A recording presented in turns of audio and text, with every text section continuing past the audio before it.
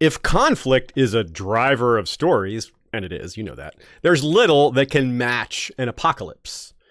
It destroys entire civilizations. It changes everything. The very fabric of reality is eviscerated and has to be rethought.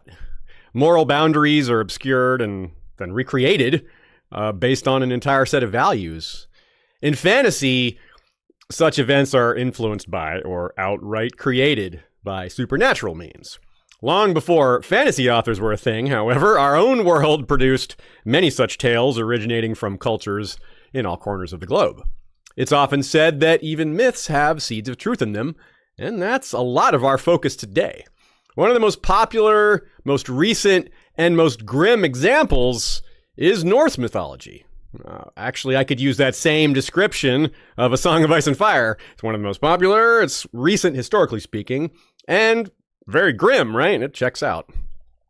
George is undoubtedly heavily influenced by Norse mythology, and this episode is also dedicated to one notable aspect of that, the wealth of parallels between Ragnarok and the Long Night. Both are ends of the world, so to speak, with the world ringed in ice and fire, but there's also new beginnings, a dream of spring, if you will. Both involve a lasting darkness coupled with extended winter, massive final battle between great heavenly powers, forces of nature, and otherly beings. They're even called the Others in both.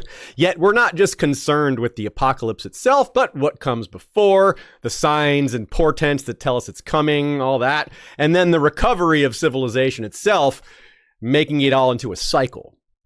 In this one, we'll delve into how real-world events transform into myths, and in turn, how George has applied this concept to A Song of Ice and Fire. We've got ice and fire giants, flaming swords, world trees and heart trees, seeresses, serpents, ravens, wolves, and science.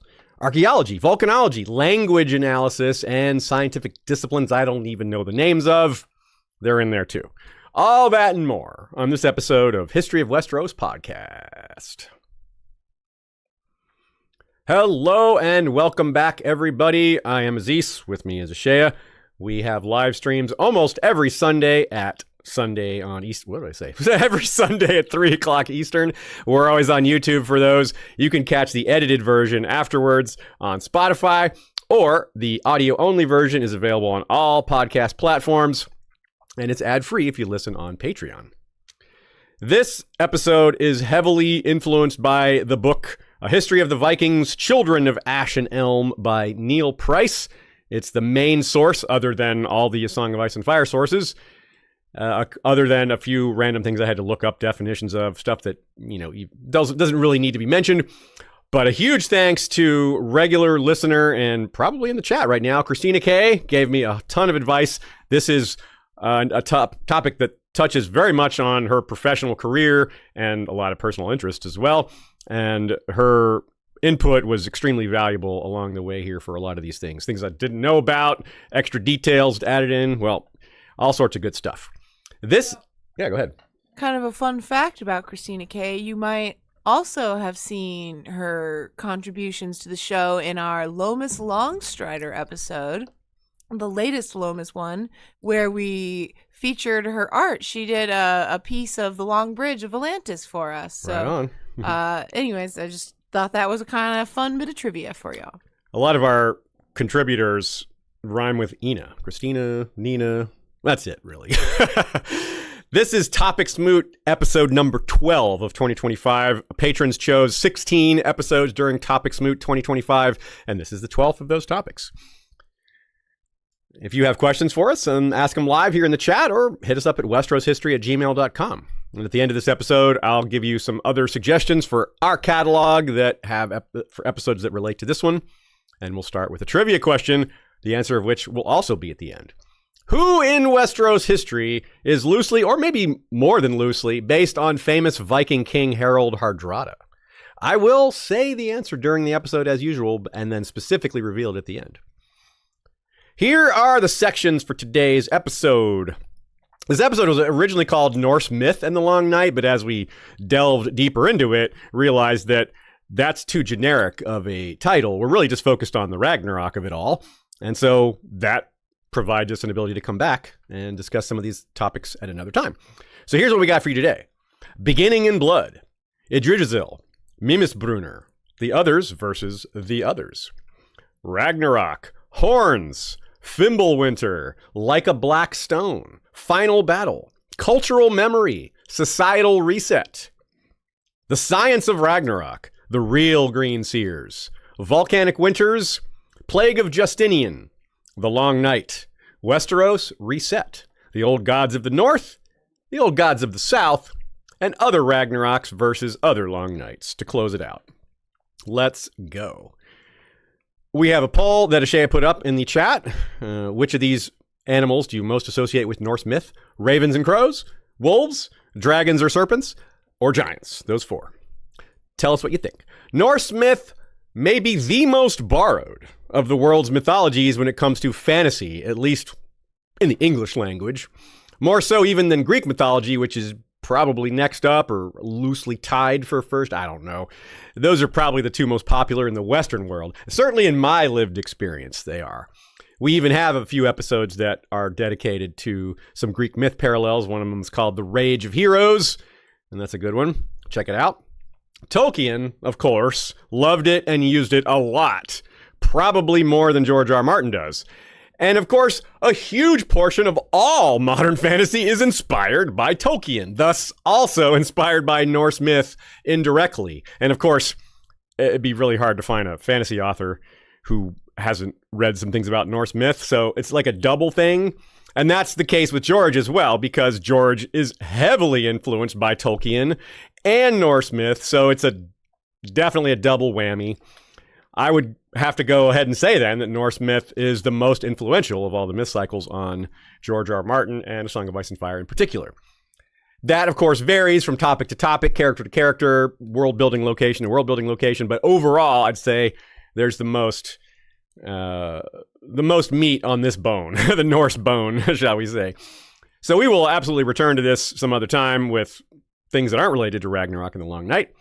Today's challenge for us was to figure out where exactly to draw those lines. What's actually relevant to the Long Night, which is just a regular Westeros Norse connection. Anyway, there's so much categorization that needs to be done. It's a very deep well. We always err on the side of more context, more immersion.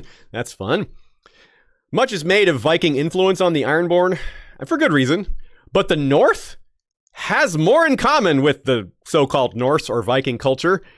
So much so that we are only covering a portion of it here, as I said, the end of the world part, but also the beginning, as you'll see. So yeah, I think overall, and that's something for another time, we'll go through that and be like, yeah, actually the North has more in common with Viking Age culture than the Ironborn even do, which is probably a surprise to hear, but yeah, something to think about.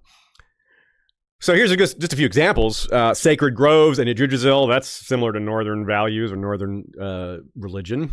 Prophecy and seeresses, that's a mother mole kind of thing. Old Nan even. Old Nan isn't an actual prophetess. She doesn't use magic, but in the story, that's the role she plays. She tells us what's going to come or what has come. And she's the font of that sort of information.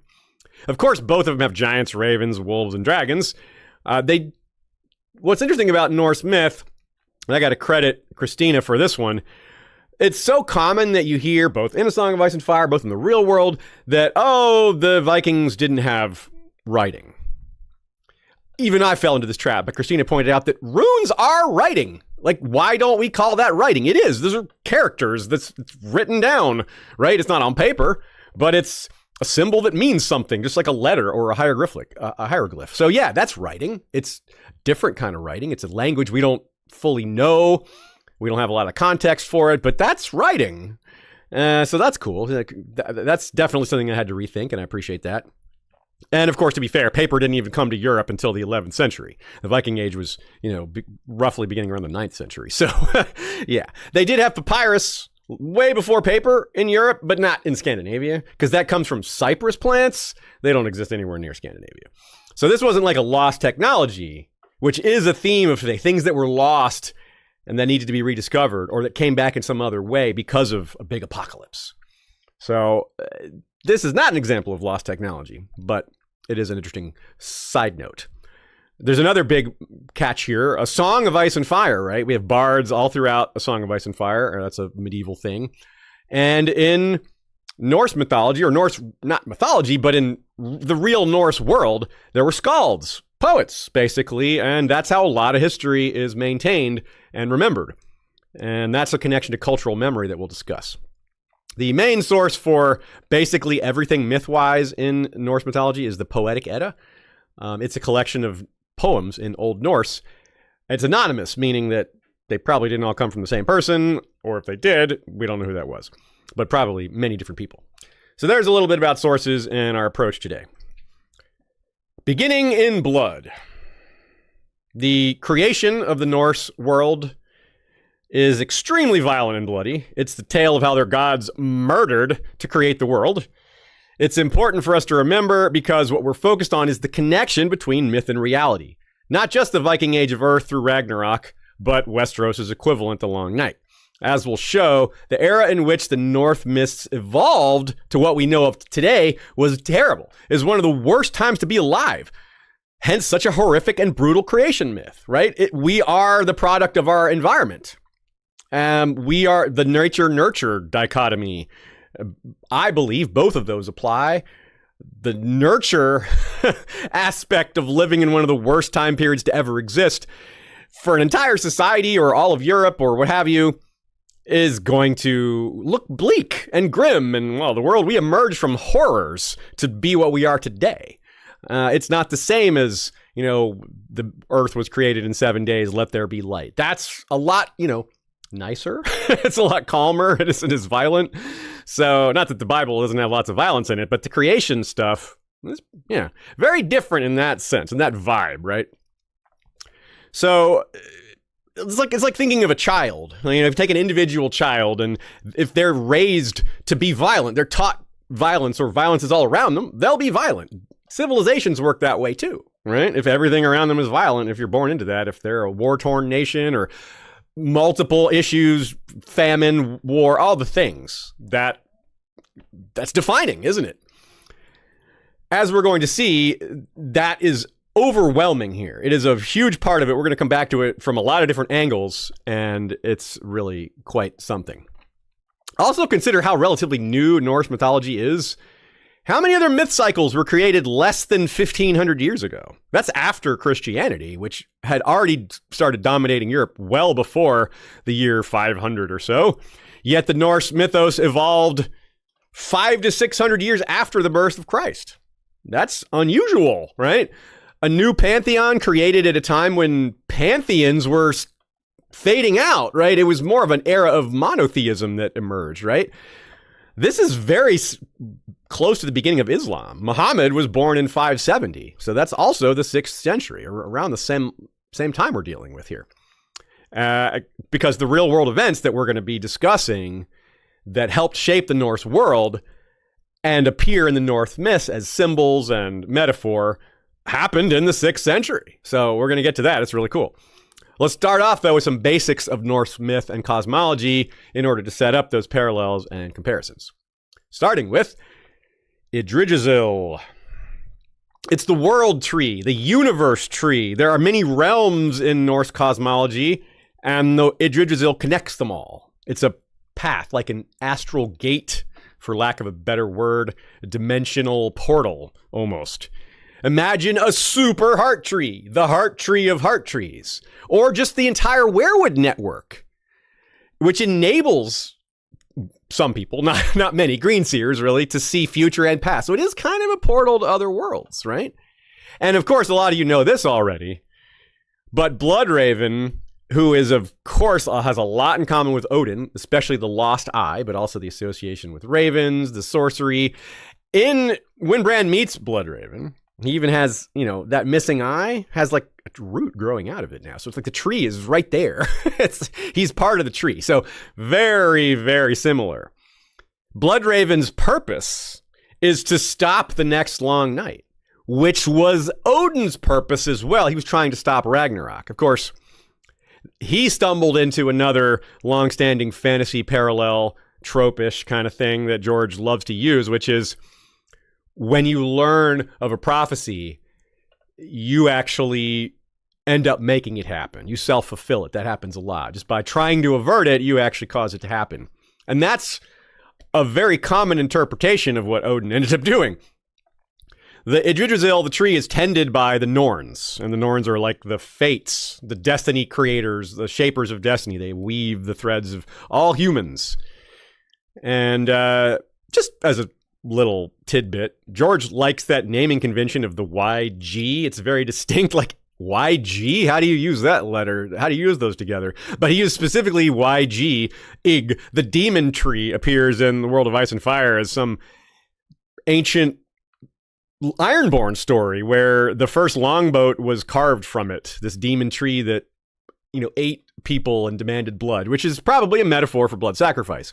But it was definitely a werewood tree or a heart tree. So that's interesting. Little side note there from the World of Ice and Fire, but also just names like Ygritte, YG Rit, right? Yeah. Free folk names are often older. They go back to first man times. They're not as merged with other cultures that came along afterwards, other different first man or even Andal cultures. There's a thing called Mimmisbrunner, which is a pool. It's Mim's pool. Mimir is a being. So there's werewoods flanking Bloodraven's cave. And this is an Old Norse Tolkien double influence here. Tolkien famously wrote of the two trees of Valinor, which were originally part of the home of the gods, for a home of the elves, in Valinor. Right? So those were eventually destroyed by Morgoth and Ungoliant, but side note here, the similarity is the two trees on either side. Now, Tolkien himself drew trees flanking the entrance of Moria. It's the only thing he ever drew for Lord of the Rings apart from cover art, so that's kind of interesting. So there's a wellspring beneath Yggdrasil that's Mimir's. It's a pool of wisdom. This is how Odin got the wisdom that he sacrificed an eye to. He took his eye out and dropped it into this wellspring, and that's how he got the ability to drink out of it, and it gave him wisdom. Just as Bran drinks werewood paste to open his third eye. So it's kind of like Odin gave up an eye, Bran got an extra one. Because Odin's already covered with Bloodraven, right? And he is the one connecting it. So Bloodraven sort of playing, it's like a step further, right? Instead of, so you have Odin getting the knowledge from Mimir, Bloodraven getting the knowledge from the Werewood Network, passing that on to Bran. The Well of Knowledge in Norse mythology is located in the realm of the Frostjötnar, which are pretty much giants. It's the whole concept of giants in Norse mythology is confusing. I'm not going to get into it, but let's just say there's some good parallels, and the understanding of giants in Norse mythology is very skewed, but the influence is clear enough. George is drawing from that, even if the original giants were different. Frostjötnar, frost giants, right? Fitting enough parallel. The lands beyond the wall, very cold, and the only place where giants still exist, well, at least in Westeros, the only place they still exist. And again, through a heart tree's magic, you can see past and future. Anywhere, right? This can be seen as the Well of Knowledge, like Mimmisbrunner. So Bran drinks from the werewood paste bowl and gets a similar intake of knowledge and wisdom to carry forward, directly associated with the end of the world. Because that is what Odin was looking for, too. He wasn't just looking for knowledge. He was looking for the knowledge of the future. And that was the big thing, he learned. So Christina says you could make Bran the head of Mim that Odin is talking to, because Odin is talking to the head of Mim when Ragnarok breaks out. So that's a possible parallel there. The others versus the others. Again, Norse myth can be confusing, not just about giants, but what is a god? There's a lot of blurred lines there, and some of it's just unknown. It's blurred because we don't know, but some of it seems just blurred within itself. There are beings that just don't fit neatly into categorization in other myth cycles or in fiction as well. But generally speaking, in Norse mythology, if it's not human or of the gods, it's the others. And of course, their others are way different. Their others are giants, elves, dwarfs, seers, monsters, things like that. The others of Westeros are not such a broad category, but they are mysterious, right? They're very specific White Walkers. But there is a bit of comparison to be made here with them and the Valkyries. Now, we don't even know whether the Valkyries count as others or as of the gods, because they are servants of the gods, but that doesn't mean they are. So see how that's confusing? But that doesn't matter here. What matters is, you might be like, Valkyries and the others? How do you get there? Well, first of all, the others are frightening and terrifying to behold, right? Valkyries are too. They are very commonly portrayed as beautiful or buxom women or whatever, and that is just not at all accurate to Norse mythology. They're terrifying. They each are like the embodiment of things that happen in battle. Like one of them is called Spear Thrower. One of them is called Battle Rage. You know, they have all these just like Spear Scraper and Shield Biter, just all these like small aspects of what happens during a battle or during warfare. But here's where the comparison gets stronger, right? What is the point of a Valkyrie? They escort the souls of the brave that fall in battle to Valhalla, right? That part's well known, but why? To fight in Ragnarok. They're being saved, like, you're one of the best. We're gonna need you later for that final battle. So what do the White Walkers do? They raise the dead to fight in something like a last battle or battle for the dawn. Well, for them, they don't want it to end that way because they lose. But it's still a climactic final battle between the great powers. This is going to continue to be something we talk about throughout the episode.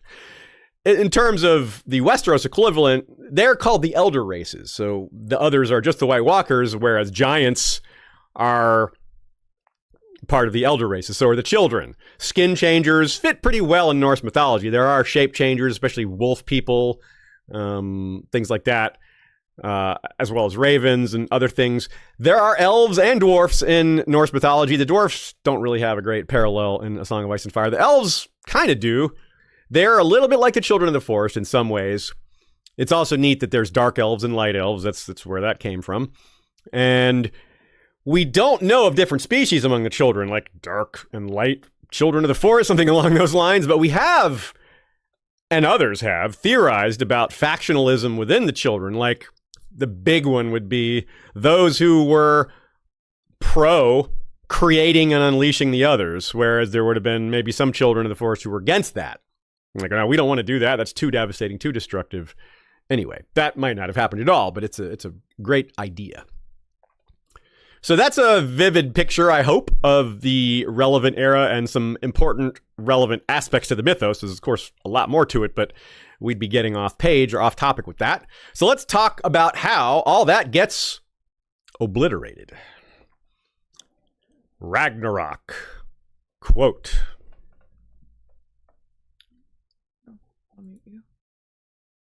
Wolves will swallow the sun and moon. The white hot stars will sink into the sea and shroud the world in steam. The powers of the night will pour through a hole in the sky, and the gods will match. Is it match? Mark. It's written wrong. Yeah, it's written wrong. I'm gonna say it again. The powers of the night will pour through a hole in the sky, and the gods will march to war for the last time. There's various translations of that, but one that I like that could also be a title is Twilight of the Gods. It sort of means to grow dark. One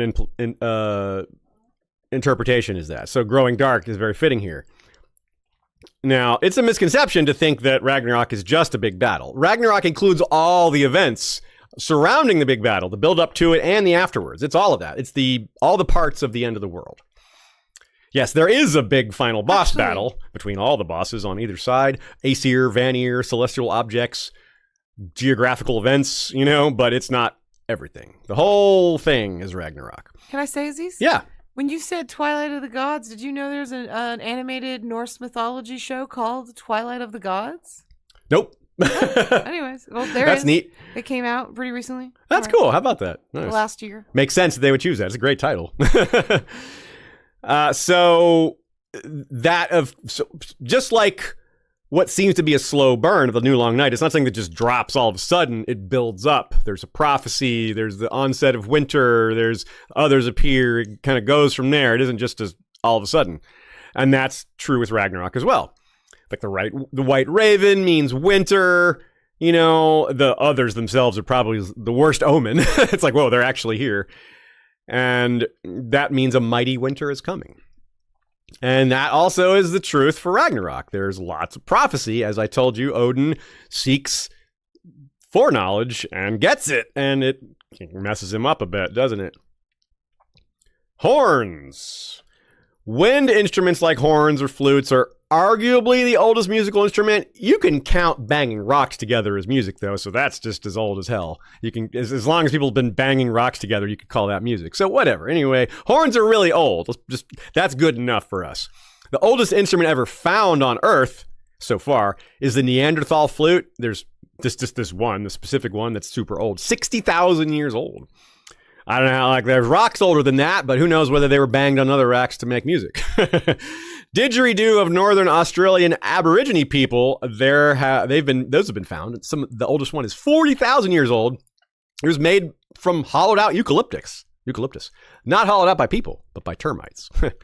King Tut's tomb had metal trumpets that were forged in 5000 BC, silver and bronze. So, yeah, there you go.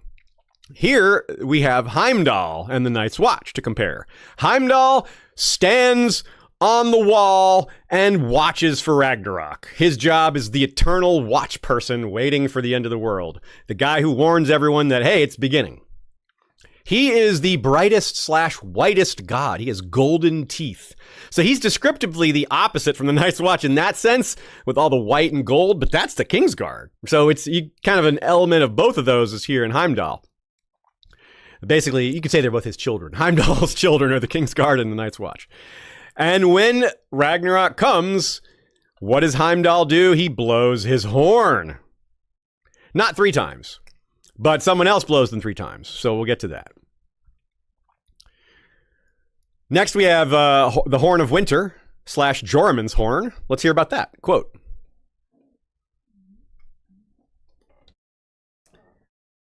The first king beyond the wall, according to legend, was Jormungand, who claimed to have a horn that would bring down the wall when it, quote, woke the giants from the earth.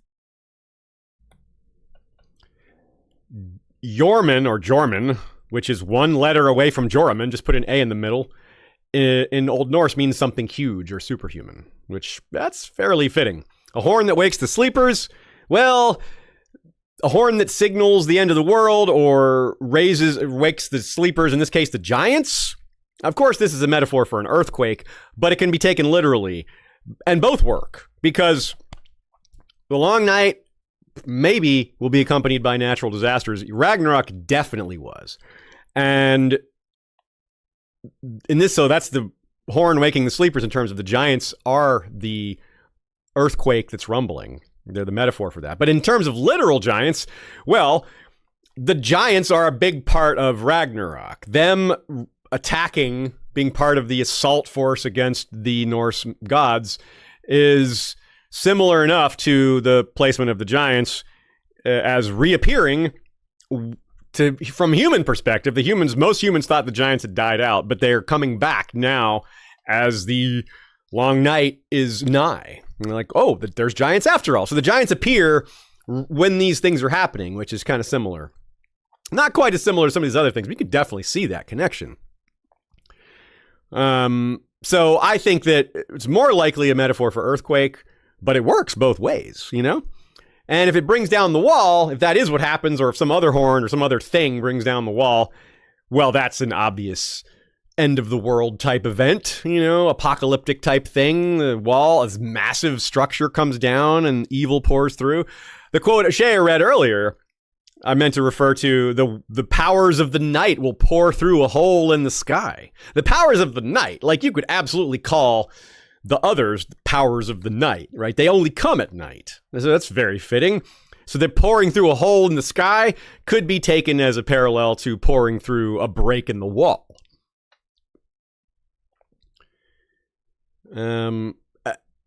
So the horn is just one of many portents of many in A Song of Ice and Fire that shows the return of magic. It's something that gets brought up a lot in the early books, like Corin Halfhand saying the trees have eyes again, Old Nan saying what she says, Osha saying what she says. There's lots of these things, right? They come up all over the place. And that's pretty important. Now, just as an aside, it's not as direct here, but I wanted to mention it. Odin is also associated with the Wild Hunt. The Wild Hunt isn't really a Norse thing. It kind of is, but it's really more of a Celtic origin thing. But it's been adopted by a lot of different mythologies or been associated with. And it's a procession of the dead, which you could see that as something other like. They're leading the dead, on a procession through that. And anyone that's caught up in it is forced to join them, that's very much like the others. So at least one person in A Song of Ice and Fire sees the Horn of Winter, the Horn of Joramun, if they're the same thing, as an artifact that would do more than portend doom or the onset of a long night. It would help cause it. Quote, "The Horn of Joramun?" Melisandre said. "No. Call it the Horn of Darkness. If the wall falls, night falls as well. The long night that never ends. It must not happen, will not happen. The Lord of Light has seen his children in their peril and sent a champion to them, Azor Ahai Reborn." Since we don't know how all this turns out, we don't know if trying to fulfill the prophecy like Odin did and ended up making it happen, trying to avoid it, making it happen, if Melisandre, if anyone is guilty of that, it might be her, of trying to make it happen and actually contributing to it. But maybe not. Maybe there's somebody else. Maybe we'll find out that somebody kicked it off a while ago. And we don't know that. We just haven't learned that yet.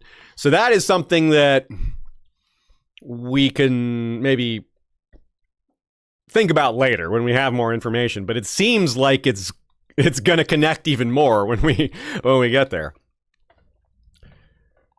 Fimbulwinter. That means mighty winter.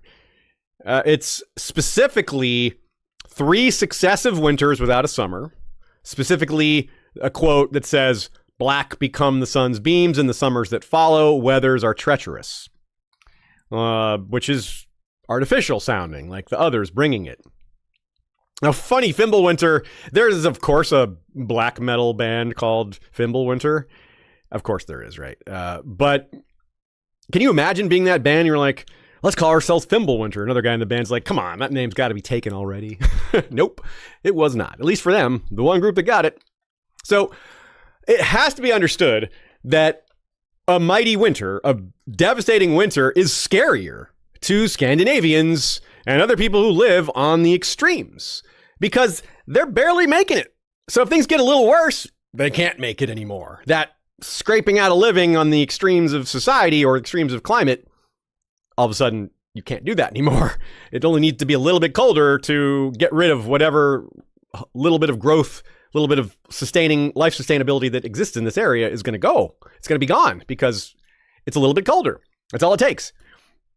So, of course, a culture that is associated with that deals with that has that hanging over their head at any time, it's going to be a great concern. It's going to be a part of their myths, their traditions, their everything. It's connected to all of it because it's so vitally important and to their society, to their existence.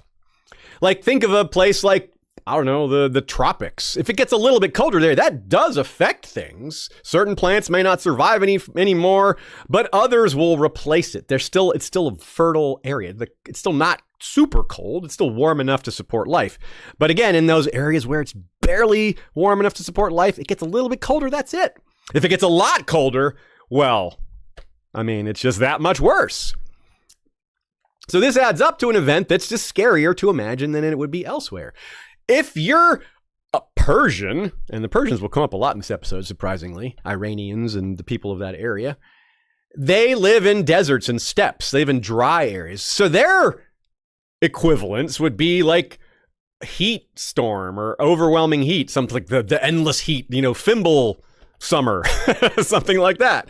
So To them, night actually has a positive association because that's when it's not so hot. You know, they know darkness and cold, but it's not nearly as a concern to them as heat. The heat's the bigger worry for them. So night even has a positive element to it. So even that's completely flipped, right? In Scandinavia, you're like, no, night is when it's just, woo, we can barely get through this. We need fires, we need furs, you know? Yeah, it's totally different view. So it's important to consider cultural relativity here. And there's a lot of that in this episode too. And this is very similar to the North, right? The North isn't all about thinking about the heat and desert. They don't care about that. All their cultural touchstones, all their mythology is about the long night, winters. It's all wrapped up in that. In Dorne, though, that's more like the Persians, the example that we just gave. They're familiar with cold, but it's the desert that defines their existence. Like a black stone.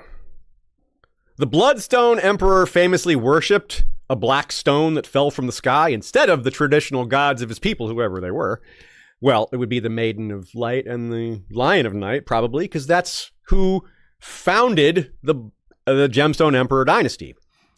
And that is one tale of how the Long Night started, one of many that were given.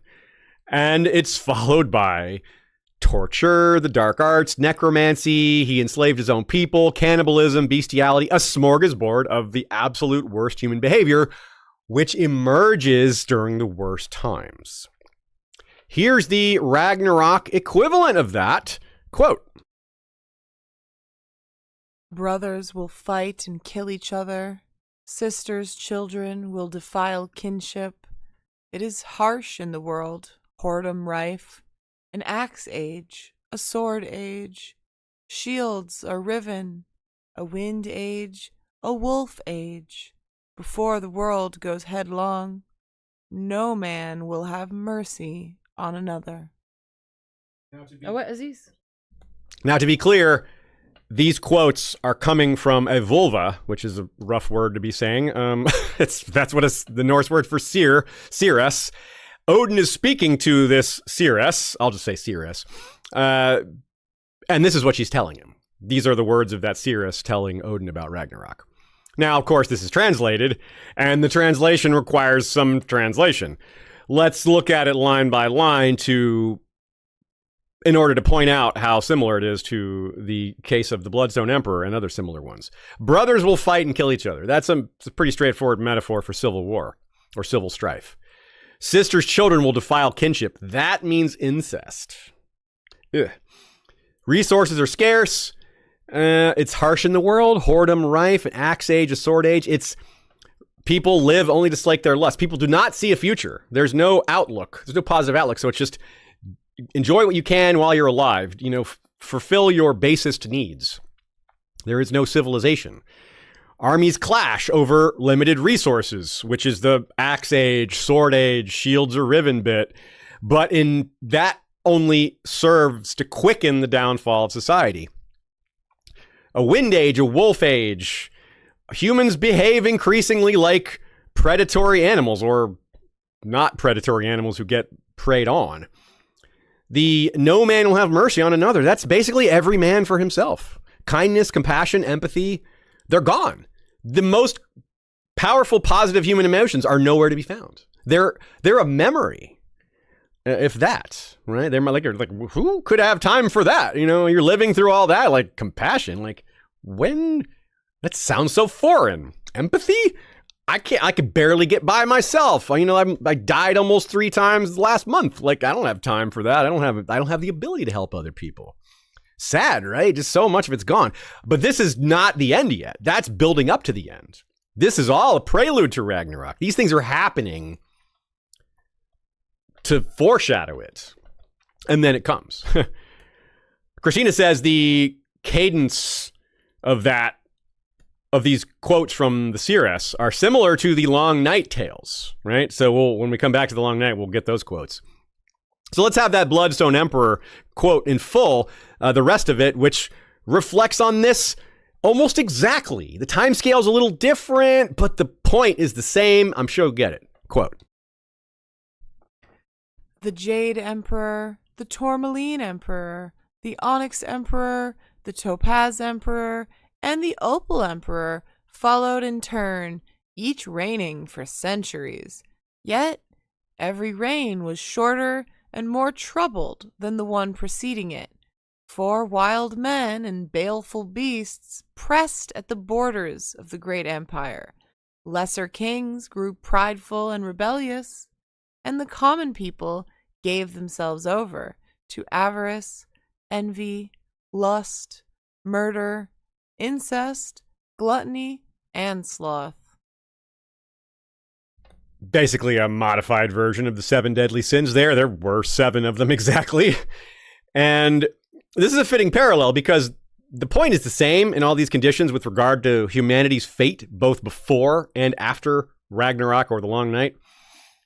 When conditions are at the worst, people are at their worst. They become capable of things they would never have done. And those who are already capable of doing the worst, the psychopaths that exist among us, well, it's like their time. It's a brief time because this is never going to last.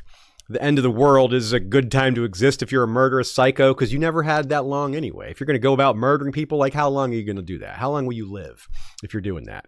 But at a time like this, you might get away with it for a while.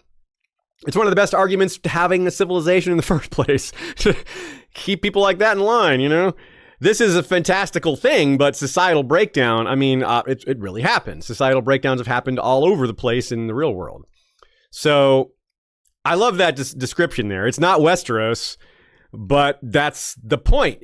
These things happened all around the globe. Westeros was hit the hardest because that's where the others came. But the whole world had this long winter, these darkness, and in the case of the Gemstone Emperors, it was a much slower decline, or at least the legends tell us it was a slower decline. Maybe each emperor didn't actually reign for centuries, or maybe those were dynasties rather than individual rulers.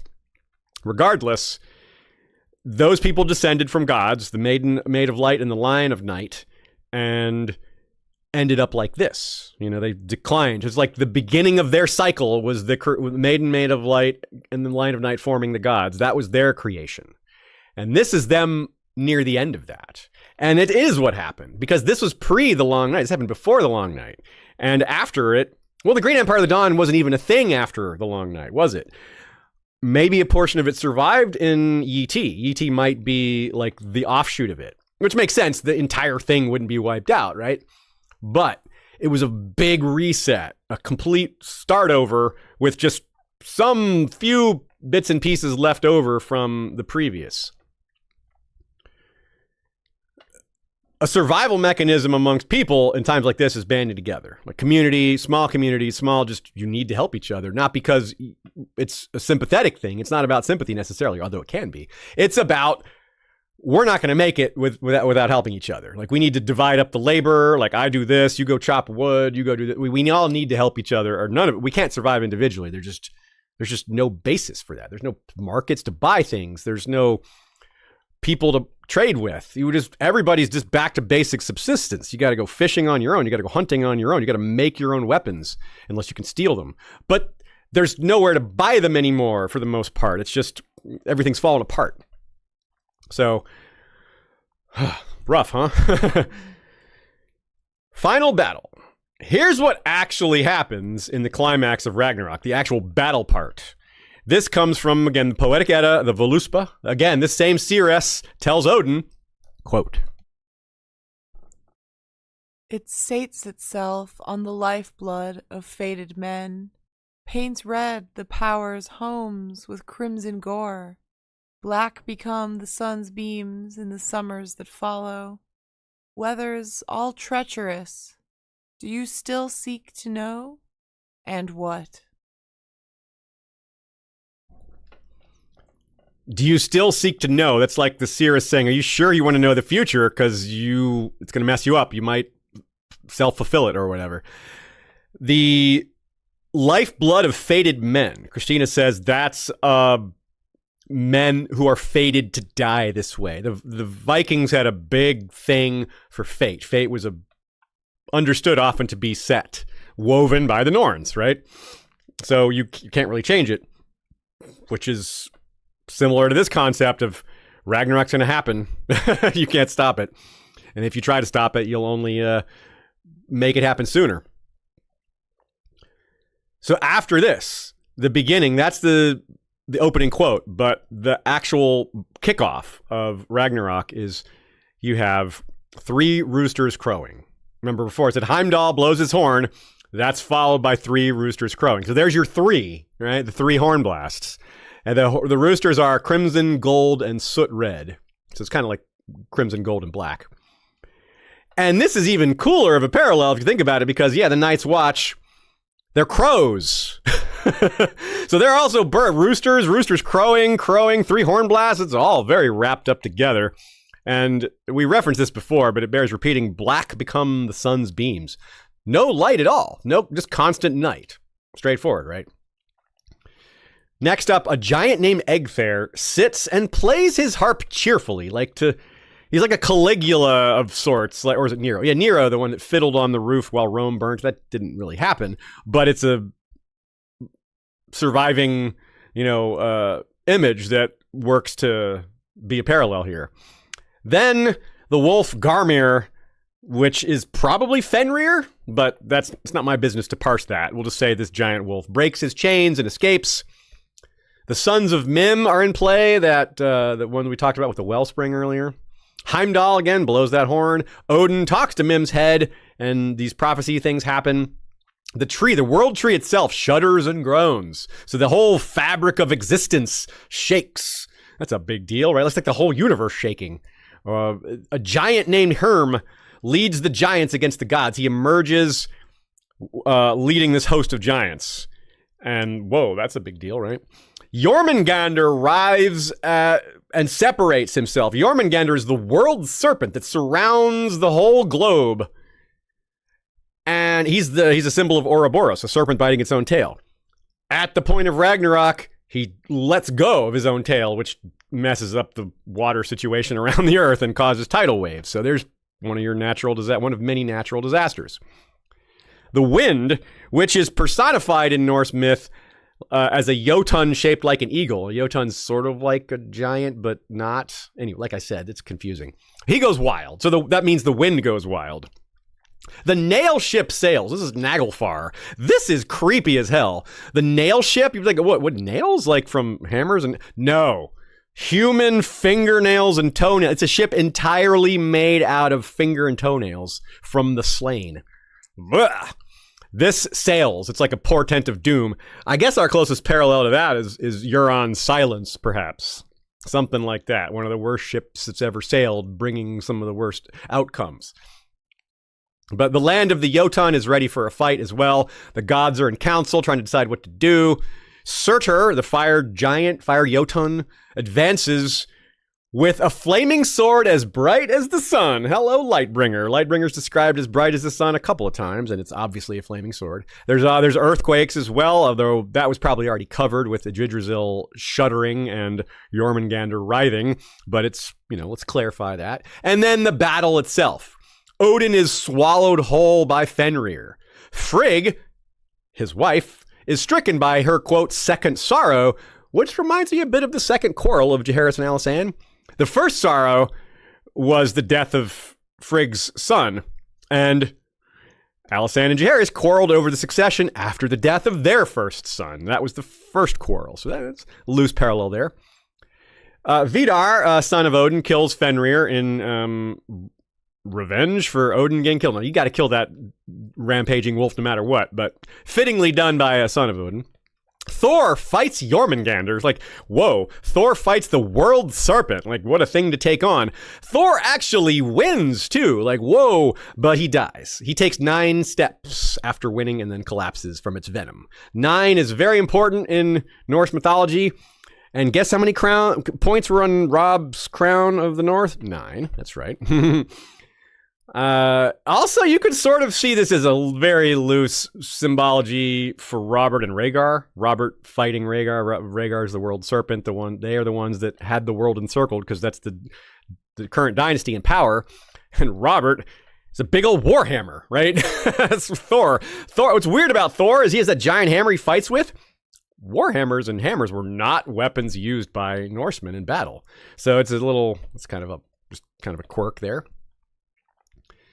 And then we have Robert's 2 adult sons are, right, Gendry and Edric Storm. And Thor's 2 sons survive, which is, well, Robert's dead. He's got those 2 sons, yeah. Freyr loses to Surt, the fire giant guy. And then shortly after, that's pretty much all the fights. There's a few, probably some more that just aren't described. But at the end of Ragnarok, the world is engulfed in flame. The sun turns black, which maybe kind of already happened. It's kind of, repeats itself, I guess. The earth sinks below the sea. The stars vanish. Steam rises to cover all of existence, of which there is what existence is even left at that point. So I guess we just have a world of steam. And the dragon Nidhogg flies with corpses in its jaws. The dragon is something of a herald of doom, or perhaps marking a transition point between 2 epochs. Dany's dragons are doing something similar here. They came back. The dragons came back just in time to be part of this world-changing event, this ushering in of a new era, perhaps. And they're going to play a role in that. So after Ragnarok, a new world emerges from the ashes. The gods meet at a place called Ithavoll, which translates loosely as Splendor Plain. The gods meet there in the beginning of the cycle, too. As the last Ragnarok ended, the beginning of the world happened, they did this too.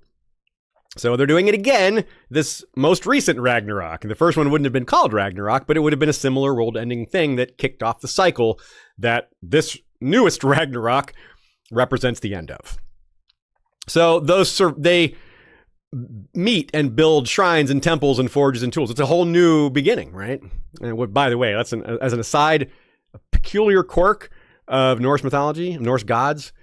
They're the only gods in any pantheon we know of that build their own temples. To worship what, though? We have no idea. So they're worshiping something even higher. They're worshiping each other. They worship themselves. It's a little unusual, isn't it? No other myth cycle has anything like that, or anything that is so strict and complete like that. So they meet again after Ragnarok and build again. New city, all that. So it's got a bit of an Isle of Faces vibe during the Pact, right? The Pact comes after both humanity and the children have torn each other to shreds in endless warfare. Of course, the Long Night hasn't happened yet by the time of the Pact. The Long Night comes probably in part because of the breaking of the Pact. That's not entirely sure, but regardless, this works really well as a meeting of the survivors to decide how to live from now on, how to rebuild the world, and what new rules we're going to live under. And what are our new principles? What are our new cultural anchors? What do we care about most? What are we going to make traditional? What are we going to say? Who are our new gods? What are we going to call them? Things like that. Ragnarok itself, as we described, you may not have caught it, it begins in ice and ends in fire. The Fimbulwinter starts it, and it ends with the world aflame. And everything we know about it comes from poems, song form, a song of ice and fire. So it isn't an end of the world so much as the end of an era and the beginning of a new world. But the transition, of course, is apocalyptic. The human survivors of Ragnarok will live in what is effectively a new world.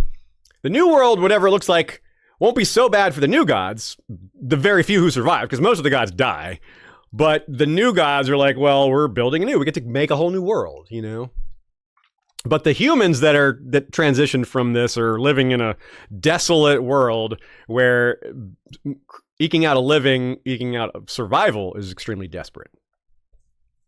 And this is going to be similar to the Long Night, right? The few people who survive the Long Night, maybe it's more than a few, but whatever. The survivors of the Long Night have to rebuild the world anew. The others did so much damage, what we're told. They overran the 7 kingdoms. Well, they weren't 7 kingdoms, the 100 kingdoms back then, and did so much devastation. So it would have been a long rebuild.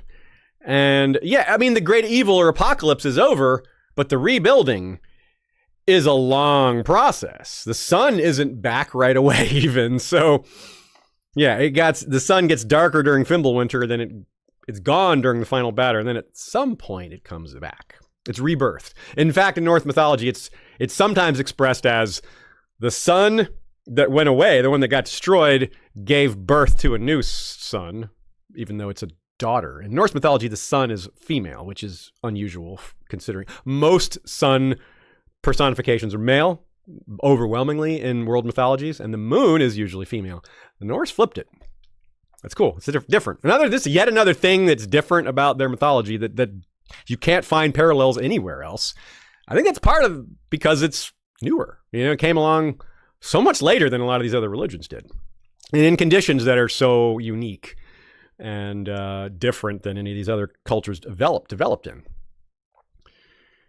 Given that it's easy to see why histories of such times are rarely kept, like you can't eat, you have barely enough food, there's no sunlight, who's writing things down? People might not even remember how to write. That stuff gets lost.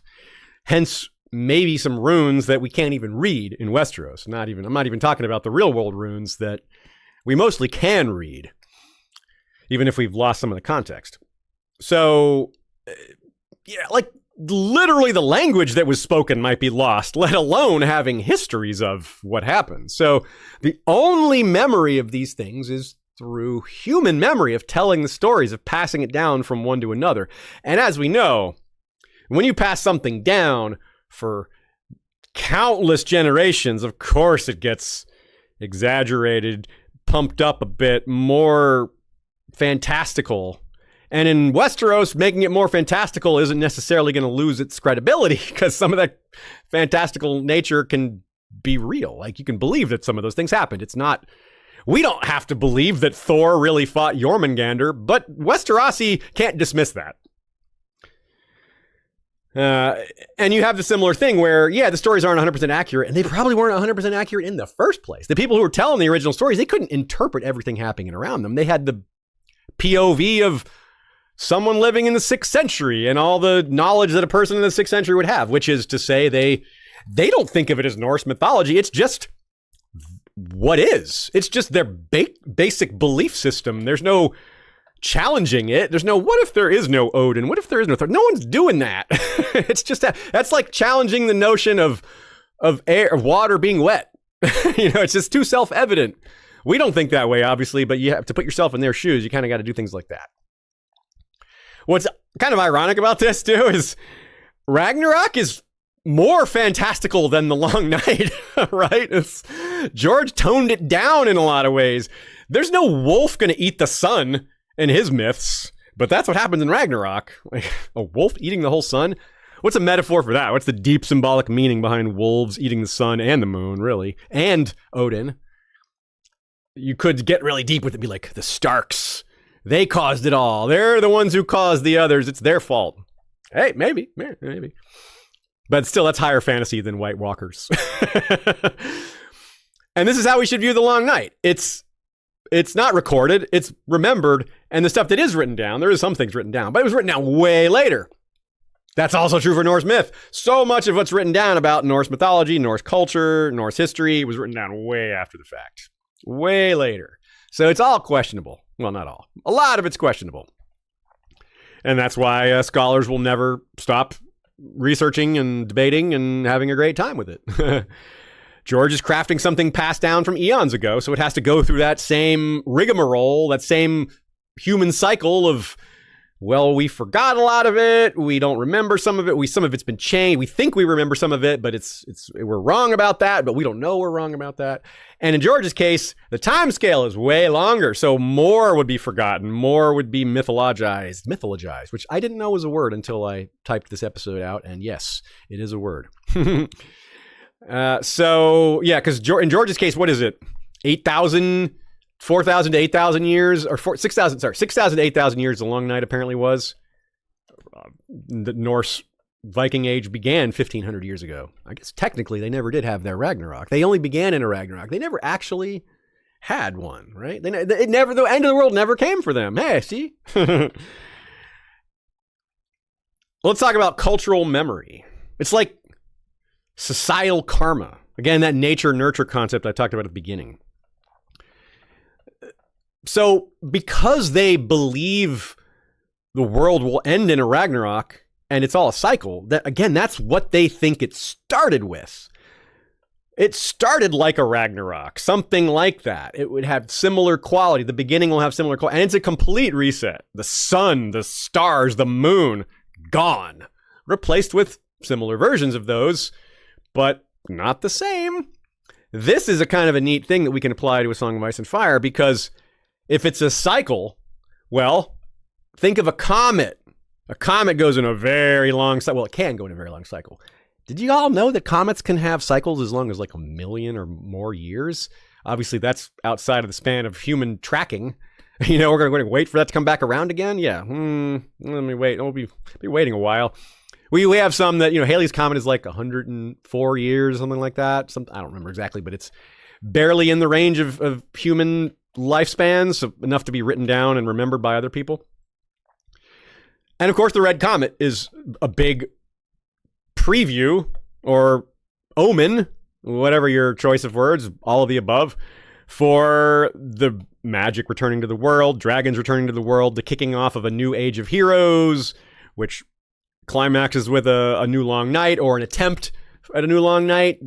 That's kind of a reason why comets are so great for myth and fantasy, because they represent cycles and changing of an era, things like that. And it's the one thing that everyone on the globe can see. There's no unifying message on a planet in a medieval setting or no low-tech setting. How does everybody get the message? Well, celestial events, that's really the only option. So at the end of each cycle is a Ragnarok, we said. Something like a Ragnarok. At the end of each cycle here is a long night. We're having it come back again. It's the reset. Maybe it's a good example is the flood myths on the real world. In the real world, there's so many of them, right? So many flood myths that are out there. So many different cultures have one that it's led people to believe that there's something to it, right? Like, well, what flood hit all these people at once? Why do they all remember a flood? Well, there would have, if it really happened, there would have been survivors of that flood era, and they would have told their children, who would have told their children. It's too big of a story to not pass down. It's one of the most exciting things that ever happened in their lives. It's terrible. Exciting doesn't mean good, but, and especially in this case, but it's impossible to forget, traumatizing, memorable, it's all the things. So it won't be the same. Like, Odin won't be swallowed by Fenrir all over again. Right? But there will be, an end to the sun and moon and the celestial things. Odin won't even be called Odin. Maybe he's got another name, or maybe he's just some other being, or maybe he's the descendant of the original Odin that survived the Ragnarok. We know this Odin didn't because he was eaten by Fenrir. Christina adds that myth isn't just about cultural memory, but that is a lot of where it gets, put down. Recorded, memorized, remembered. It's also about emphasizing cultural values. You see within the stories what matters. Who are the heroes? Who are the villains? A good example within just regular Norse history, by looking at stories, we can see that berserkers, right? You all have heard of berserkers. You've seen them on TV. It's a very debated thing, like what their whole deal was. They're not even sure what the word berserker means. They're close to it. They think it means bear shirt, but what does that mean? Bear? Like, it literally the same conundrum with English comes up with that, because do they mean bear? Like bear shirt, like bear skin, or bear shirt, like the skin of a bear? The same problem comes up in Norse with that. So it's funny. So berserkers in the sagas are almost always bad guys. That tells you that berserkers weren't really considered good guys in regular times either. It's like, why would they all be bad guys in the stories if they're usually good guys in real life? That doesn't make much sense, does it? So that's a big deal. Now, something we'll expand on in another time is the idea of guest right. We've talked about guest right and how that's a big deal in Norse mythology as well. It doesn't super relate to this, but I wanted to drop it just for a minute so to set it up for a future time. Odin was big on it. He would sneak around in one of his many disguises and just test people. He'd like show up and be like, how do they treat me? Are they going to host me well? Are they going to let me sit by their fire? Are they going to give me some food, let me sleep there? Or are they going to be jerks about it and violate cultural norms? Because it is normal. You should, according to their value system, you should let the person in, give them shelter, give them food. treat them well, and not, bring murder upon your host or your guest or any of that stuff is in there too. Guest right, very big deal in the Norse. So yeah, it's something to delve deeper into another time. It doesn't have a whole lot to do with the long night, but it's a good example of something that might have been forgotten.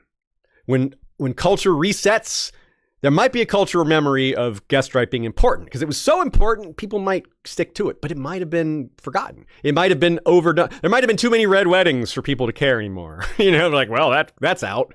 That's clearly not a value. You can't honestly say that's a value when people keep flouting it and going directly against it.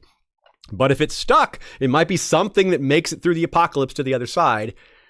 It might look a little different on the other side, but the seed of it's important to treat guests well matters. And you can see why too, because it's a harsh landscape to live in. People need to know that if you're in dire straits, you can find help at a nearby home. And that everyone needs to be on that same page.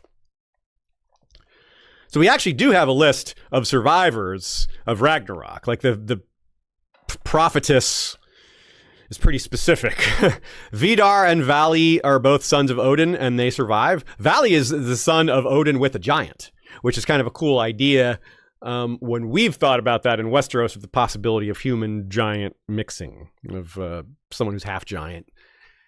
Thor has two sons that survive also, Modi and Magni. And Modi means wrath and Magni means mighty. So they're like, in some interpretations, they are aspects of Thor because he is wrathful and mighty. Thor himself is the son of Odin, and Thor's mother was Yoro, the personification of Earth. It's like, whoa, that's quite a mother to have. But Thor himself, of course, does not survive. Baldur and Hodor. Hodor, yeah. Also, both sons of Odin, they return. Well, Hodor emerges. Baldur is resurrected for some reason because he was killed long before. He's one of the Sorrows, if I remember correctly. But he comes back. Now, Hodor is blind, which is interesting. And I wonder about the parallel to Hodor and Hodor. More on that in a little bit.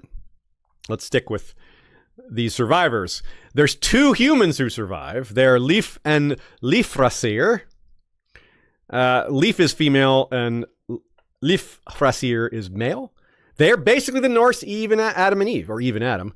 Or better yet, they're Ask and Embla, Ash and Elm, because the Norse believed that the first two people were carved from an ash tree and an elm tree. Ash was the guy, Elm was the girl. There's actually a little bit of a debate about the girl part, but whatever. It's outside of my knowledge.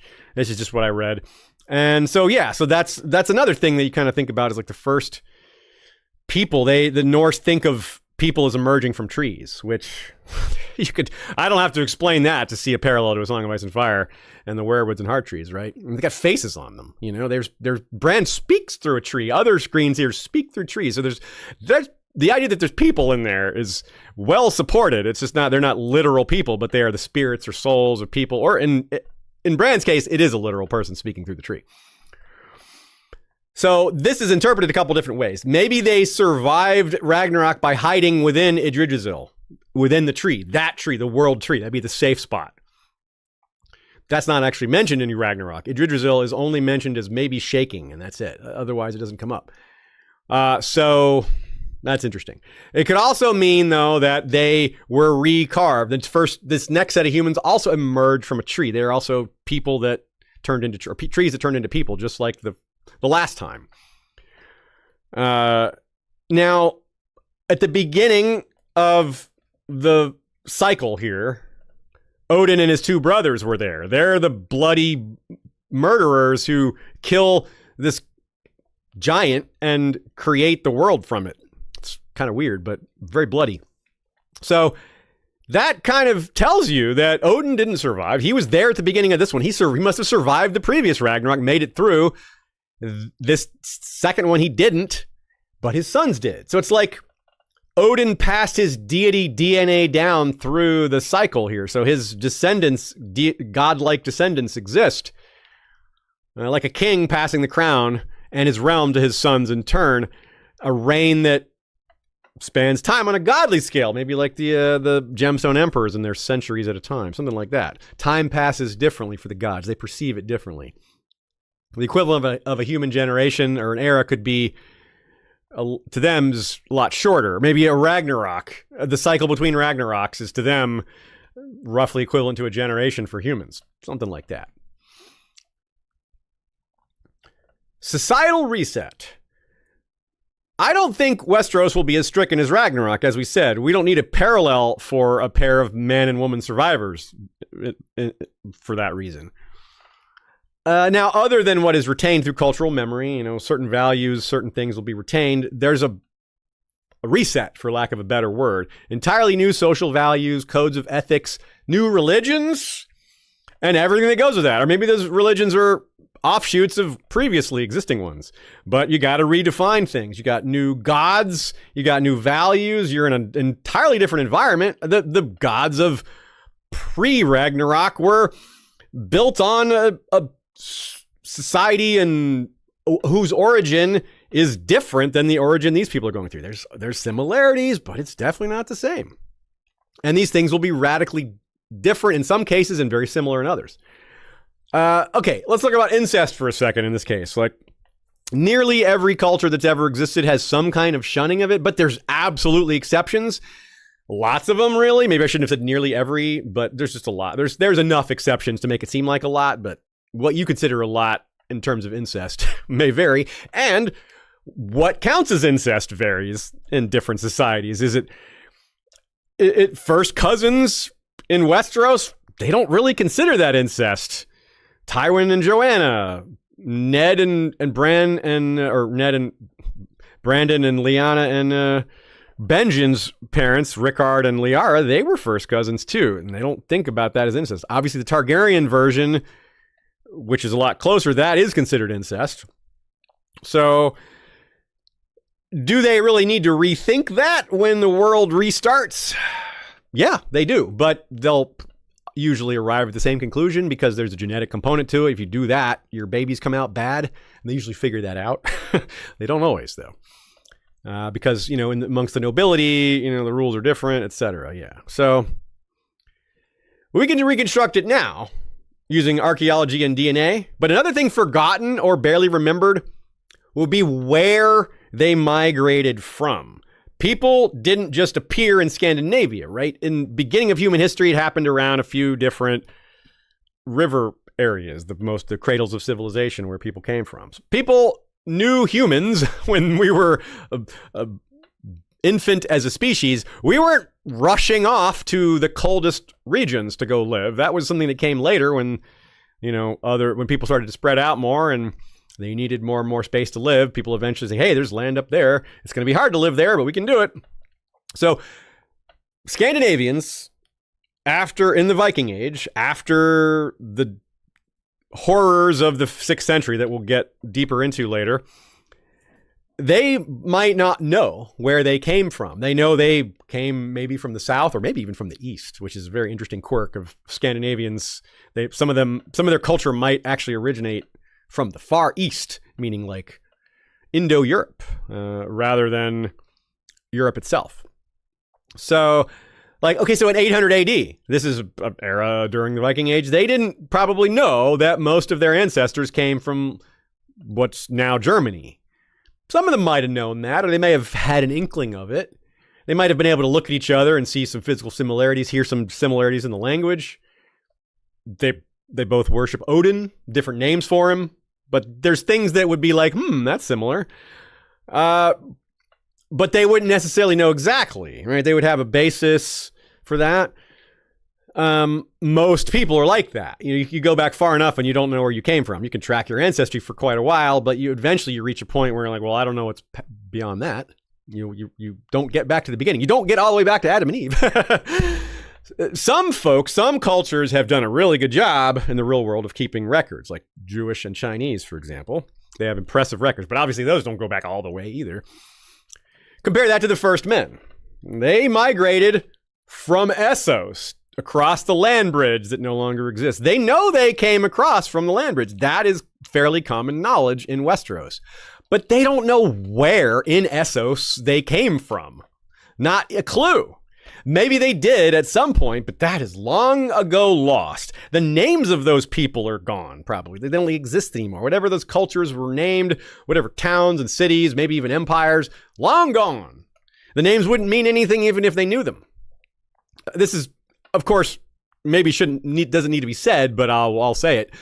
Just dozens, if not hundreds, of different ethnic groups. Partly depends on what you define an ethnic group as. But these can't even be defined because they've all merged into one so long ago that until Westeros has DNA, they won't be able to track that back. When they do get DNA testing, oh boy, does that open things up. Because in our world, man, we can do some amazing things. Once we get to the science section of this, we'll talk about that.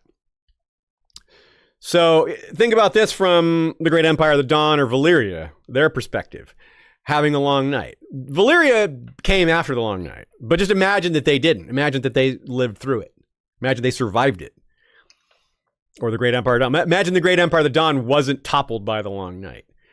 There is a real world example of that. From the Scandinavian perspective, Ragnarok happened, the pre-Ragnarok that formed their world as it is in the 6th, 7th, 8th centuries, whatever.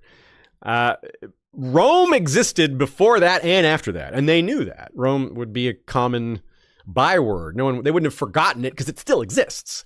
But it's changed a lot. The Rome that existed before the 6th century versus after these calamitous events, it changed a lot, right? It went from the Western Roman Empire fell entirely. It wasn't destroyed, but it just shrunk down to a small, not very influential polity. Whereas the Eastern Roman Empire became the Byzantine Empire, which would have had a lot of influence on Scandinavia as the biggest nearby European power, global power to their perspective. But it's not that nearby. They're not bordered, right? There's a lot of space between them. The Byzantines on the Mediterranean, and the Norse are way the heck up in Scandinavia.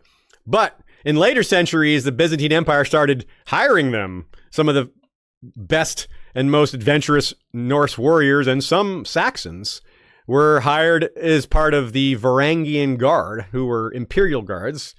One example is Harold Hardrada, who, by the way, is a lot like King Hardwin Hor, a.k.a. Hardhand, Hardrada, Hardhand, right? He's the conqueror of the Riverlands. So the Norse peoples don't know where they came from, but they know that there's some consistency in the world because Rome exists before and after. There's at least something they can point to that existed prior to the collapse of the world as they know it. And that's interesting. They would have local legends about Rome, and they might also have that about China, and that might reach them from the Far East. It's not as far, it's farther away, but it's another great power that existed for a really long time that would have still been there. The dynasty names would have changed, but it's still China, right? It's still the same culture, same people to some extent. This was, as I said at the beginning of the episode, our Patreon Topics Moot number 12 episode. You can join us on Patreon and be a part of the choosing process, the selection process for picking episodes. We do it at the beginning of the year, around February, March. Runs for a few weeks. We do tournaments of polls, poll-style tournaments, sort of like a elimination-style top 3 advance, that kind of thing. And it's super fun. It gives me an opportunity to think about a wide variety of topics and for you to let us know which kind of things you'd like the most. We get a lot out of that. It helps us understand what types of topics are most interesting to you as well when we look at these in categories. So that on top of the fact that we just rely on you all to exist in the first place, not just with your help and topic selections, we want to make our Patreon worthwhile. We want it to be something that you can feel like you're supporting us, but we want to give something back too. And so that's one thing you get is the voting rights. And at higher levels, you get multiple votes. But you also can get access to shout outs, script notes, and you could be looking at this script later if you were at the $10 level, for example. And of course, the biggest draw most likely is our bonus episodes. We got a big catalog of bonus episodes available to patrons. You could listen to all the brand chapters in our Valkyries in a row rather than having to find them individually through the course of Valkyries, which is basically chapter by chapter. So we kind of did them all combined as POVs. Actually, I re-edited that. So that's pretty cool. You can get that as a good little perk of being a patron of ours or a member of our Patreon. You can go to patreon.com/History of Westeros to sign up, and we hope to see you there.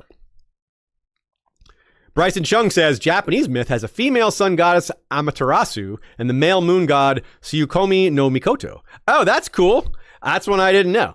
And the sun is on the Japanese flag due to their imperial line claiming direct descent from the sun goddess. Yeah. Isn't that wild how even modern dynasties do stuff like that? Like, yeah, we descend from the sun goddess.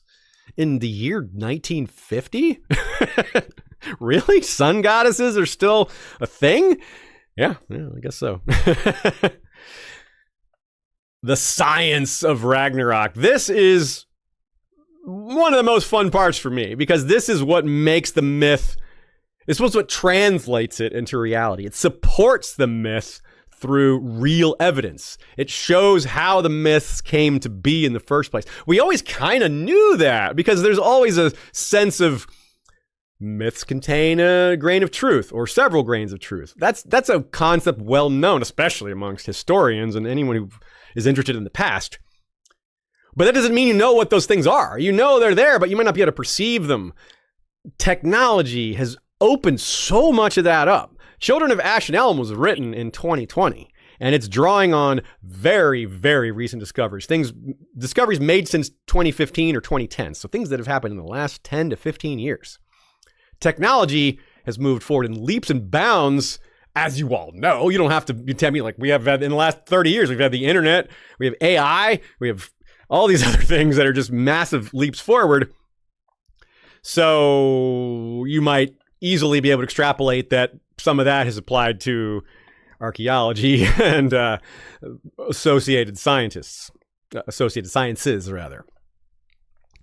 So that's really cool. I'm just all about this. The real green seers. And what I mean by that is the scientists of today are figuring out the past in a way that, to me, can parallel how green seers look into the past. And to a scientist in our world, the idea of a werewood network transmitting information is bizarre and weird and belongs in a fantasy story. But if the real world stuff was in this fantasy story, they would look at it as magic. They'd be like, isotopes? DNA? What is that? You know, they would sound like magic. It would just be gobbledygook. But the fact that it would produce repeatable results and would lead to and have conclusions that would be provable after the fact, it would be demonstrably accurate. And people would be like, oh, how does that work? So you see both sides of it. The magic is confusing. The science can be confusing to people who don't know about it. But let's get into it. Strontium and oxygen isotopes in human teeth can identify where a person spent their early years. Whoa, right?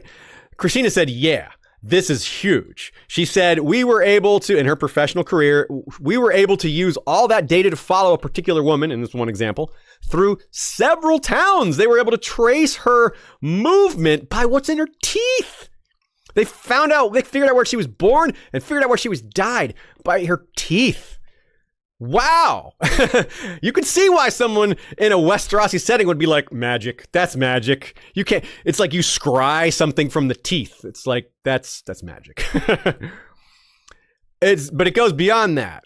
The enhanced ability to just identify like molecules in trash and highly degraded material, residue. They can figure things out from residue.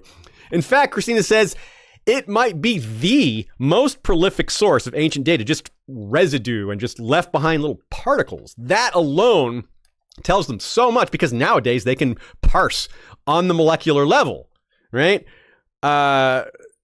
Christina says, so many things are just found in trees. Like you can find or not just trees, but like wooden enclosures, like a house, like a post hole that a house was built on. You might find charcoal down there, and that charcoal you can date. Charcoal can be dated. And hearths, of course, for the same reason. You can find like ashes and embers and stuff, and you can date that stuff. You can do all sorts of tests on it to find out how old it is. And that's just fascinating. And that brings us to some of the honing in on the events that really eerily match the descriptions of Ragnarok. Going a little further with this, they can look at seeds. Seeds survive really well, surprisingly. Seeds can survive just centuries, if not longer, as long as they don't sprout or get destroyed or whatever. And of course, you can do things like a sword. There's lots of, what's interesting, there's not a lot of helmets found in graves because helmets are just too important, too full of metal, but there's lots of swords found in graves, which is interesting. They can take that sword, analyze the metal, and tell you which mine it came from, like down to the location of that mine. Because they can get down on such a granular level that it's like a fingerprint or, I don't know, a ballistic record where, I don't know if y'all know how ballistics works, but you can, detectives and police and FBI or whatever, they can figure out exactly which gun a bullet came from based on just no two guns are identical. So there's like a spin and the way it leaves behind. Yeah, I don't understand it, but they can very accurately do it. So bone and fur, of course, it can be done to those things as well. So there's so many things that are not left over, but there's so many things that are. Even if it's just in residue form or ash form. That's crazy, right? Tree rings can pinpoint precise years. So you can first extrapolate the year and then go consecutively and look at each year. So this is this year, this is 500, 501, 502, and certain rings are bigger than others. And the size of the rings can tell you like the amount of carbon or sunlight that was available that year. Like the tree didn't grow that much this particular year because there was less light or something like that. And that's getting us even closer to some of our conclusions here. A direct quote from Children of Ash and Elm is, archaeologists can excavate a sunken ship in Denmark and determine that it was built in Ireland. Whoa! So cool. Volcanic winters. Here we go. This is a concept we've discussed in several different episodes, Valyria, Hardhome, etc. But this is a much different look at it. Let's talk briefly about the Lalia, the Late Antique Little Ice Age, Lalia. This was only proposed in the year 2015 and confirmed afterwards. So you look at any history book before 2015, they don't have this. Not at all. And that's most of them. That's most history books, right? It caused as much as a 2 degree Celsius drop. It started in the year 536 and lasted as long as until 660, but the early part was by far the worst. It was characterized by up to 3 huge volcanic eruptions relatively close together. Here's the Roman historian Procopius in 536 AD. Quote, during this year, a most dread portent took place. For the sun gave forth its light without brightness, and it seemed exceedingly like the sun in eclipse, for the beams it shed were not clear. Now, modern times tell us that ice cores taken from Antarctica show sulfate deposits somewhere around 536, maybe earlier, but somewhere around 536, which is evidence of a dust veil, the sort of which would originate from an ash cloud from a volcano. Tang Dynasty records, China, speak of great cold and famine in 536 AD. Book of the Later Han, same thing. Zhiji Tongjian, same thing. Nanxi records, yellow ash-like substance from the sky. Snow in August. In the Middle East, there was a dense, dry fog. Drought in Peru. The Irish Annals of Ulster wrote of a, quote, failure of bread in 536 AD. The Irish Annals of Innisfallen wrote of, quote, failure of bread from 536 to 539 AD. There was, using the tree ring analysis, there was abnormally little growth of trees in 536 and then little again in 542. So this is attributed to a volcano. They don't know exactly where. They haven't figured out where these volcanoes were. Might have been Iceland. Might have been North America. That's a pretty wide range. Moving forward a year, the legendary Battle of Camlin, as in the final battle of the Arthurian cycle. Arthur versus Mordred, they both die, was in 537 AD. There's a scholarly tradition that's somewhat new that's starting to parse this together and realize that, yeah, big old wars happen because of the depredations. It's the 4 horsemen of the apocalypse. Conquest, war, famine, pestilence. Well, there's different variations, but this is happening here, right? People are fighting over the few resources left, and it causes great big battles like the Battle of Camelin, which might not have happened, but there's more and more reason to think something like it actually did. There may have really been a King Arthur. Not at all like the stories tell us, but there's seeds of truth in there probably. Let's go forward one more year. In 538 AD, the Roman scholar and writer Cassiodorus wrote of, quote, sun's rays as bluish, no shadows visible at noon, frost during harvest, souring grapes and hardening apples. They had to use stored food, famine was widespread. The seasons, quote, seemed to be all jumbled up together, and, quote, a winter without storms, a spring without mildness, and a summer without heat. Jumping forward again to 539 or 40 AD, there's one more year. Children of Ash and Elm claims the volcano Ilopango in El Salvador was the volcano here. So there's 3 volcanic eruptions we're dealing with. 536, 540, and 547. 3 volcanoes.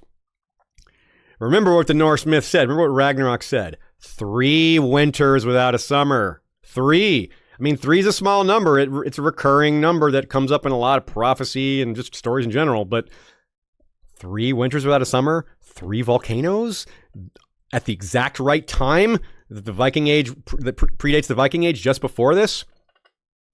Big deal. So yeah, so they believe, Children of Ash and Elm points to the Ilopango volcano in El Salvador as the culprit for the second eruption. That's already been disproved, though. Remember, Children of Ash and Elm was published in August 2020.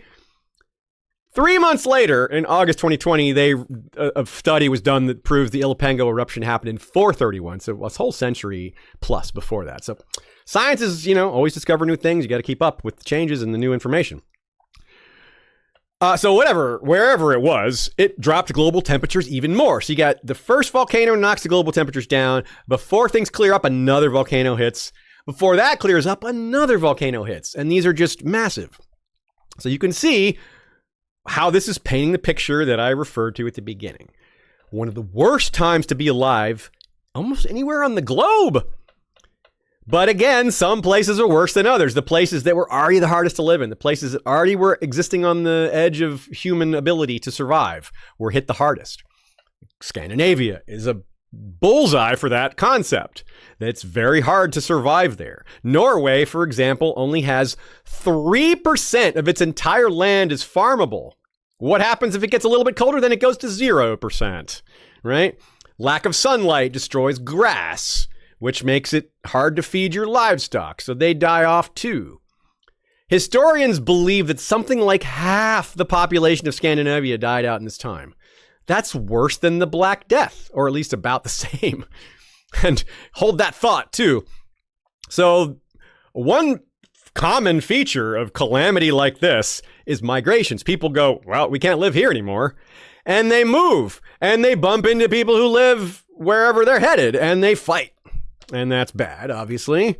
And it just makes the whole situation all worse. So, yeah, I mean, a lot of the Mediterranean wasn't hit that hard because, they could import from Africa. The Mediterranean Sea still provided a lot of fish. But even some fishing is affected by these kind of things because with volcanic ash in the air, you get acid rain. That'll mess up some fish, man. Fish don't like acid. No living thing is big on acid, right? So, I don't know, it's wild. So again, Fimbulwinter described as 3 winters without a summer. We have 3 volcanic eruptions that are chronologically aligned with the formation of the Viking Age Scandinavia. It's crazy. Super lined up. It blows my mind. It's unclear how this happened with the Doom. Like, the Doom was huge, blew up all of a whole continent. It must have been something different volcanically, like more sinking into the sea than shooting up into the air, because there was no global cloud that we hear of. There's no mention of that. But there is the Century of Blood that followed it. So there's definitely the long period afterwards of unrest and cultural reset that we talked about. Hardhome, miniature version of that. Small scale, but it did shoot ash into the sky. That is an example of the sky being dark after a volcano. 6 months, not some huge length of time, but that's a long time. So in summary, here's a quote from historian Michael McCormick. He said, it's the beginning of one of the worst periods to be alive, if not the worst year. Crop failures, famine, plague, war. There's their fourth horseman again. Millions of deaths. So it's not just my opinion. I mean, you read that off to me and that sounds like one of the worst times to be alive. We have historians just flat out saying it. So take their word. You don't have to listen to me. And we're building up to the one that we haven't talked about yet. Plague, right? We haven't talked about plague. That's going to happen too, of course, because that's what they need, right? On top of everything else. Plague, you got to have plague, right? A series of natural disasters without a disease or three is considered a dull affair. The plague of Justinian. The first outbreak ran from roughly 541 to 549, right around the time of that second volcano. And it continued past that third eruption. It actually continued until the 750s. It lasted for a long time. And then arguably, you could say it just still continued, because this is Yersinia pestis. That's the Black Death, y'all. The earliest version of it. It's still not gone, by the way. That's what I'm saying. Continued until the 750s. Well, the Black Death of Europe, the big famous one, that was the 13th or the 14th century. And it still exists now. Well, there's still 1,000 to 2,000 cases a year globally of the Yersinia pestis. It's much easier to treat now, but still. It also impacts non-humans. It impacts some other mammals, which is creepy.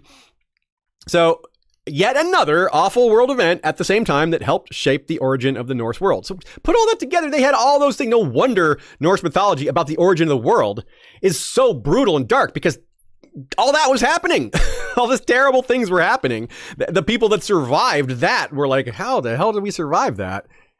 And it must have been traumatizing, and which was passed on, like generational trauma from living through that would have been passed on to the children of the next generation, who are still growing up in a bad time, not as bad as their parents lived in.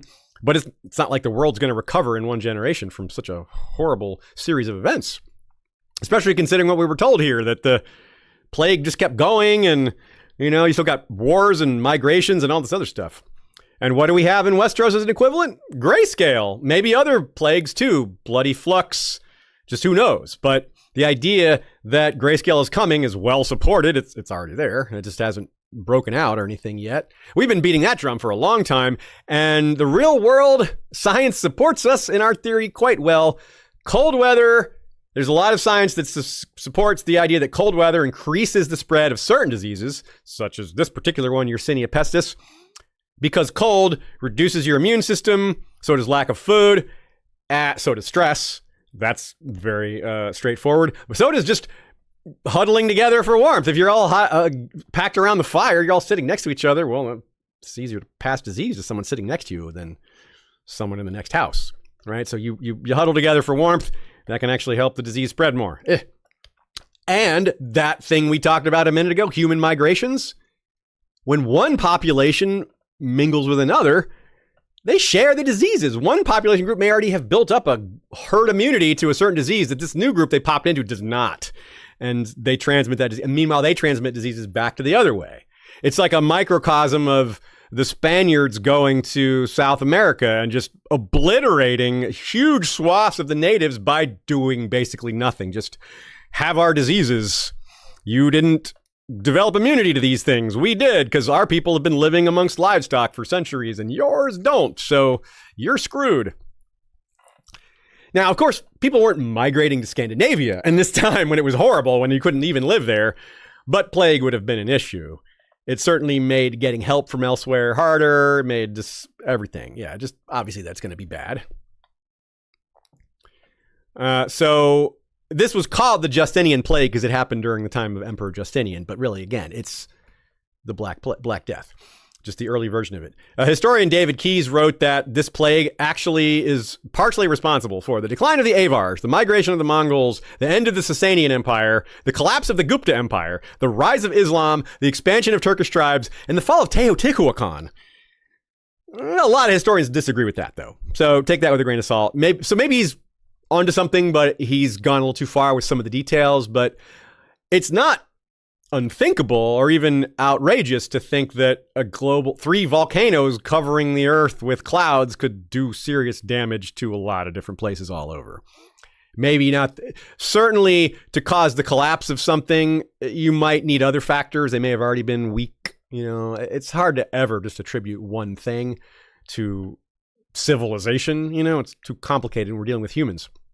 So I'm just so blown away by how cool all that information is and how well it supports a scientific basis for mythology, which is, growing up, the idea of science supporting mythology was just like, no, those don't go together at all, but nowadays that barrier is closing. That the space between those two is evaporating. We can parse them as different, but we see the connection at the same time. Cultural memory and history, confluence of it with the latest discoveries and what we've learned in the last 15 years. The Long Night. Let's get to Westeros. A lot of parallels you've noticed along the way on your own. We've pointed out many others. Let's try to put it all together while also pointing out a few key differences. So now, for most of the rest of the episode, if not the rest of the episode, we have quotes from instead of Norse mythology quotes, we have A Song of Ice and Fire and World of Ice and Fire and related quotes.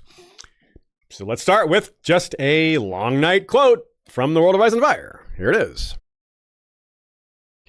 As the first men established their realms following the pact, little troubled them save their own feuds and wars, or so the histories tell us.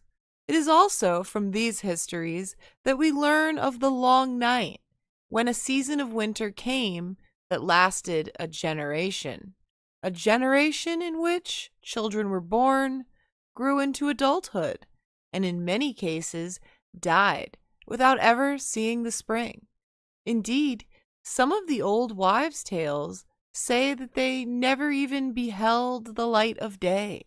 So complete was the winter that fell on the world.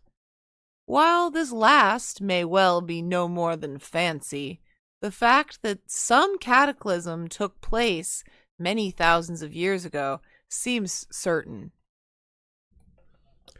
So it's kind of interesting to compare this to the real world. Only recently did we as a society or as a people, as humans, figure out that these things about the volcanoes and Ragnarok and the formation of the Viking Age Norse world.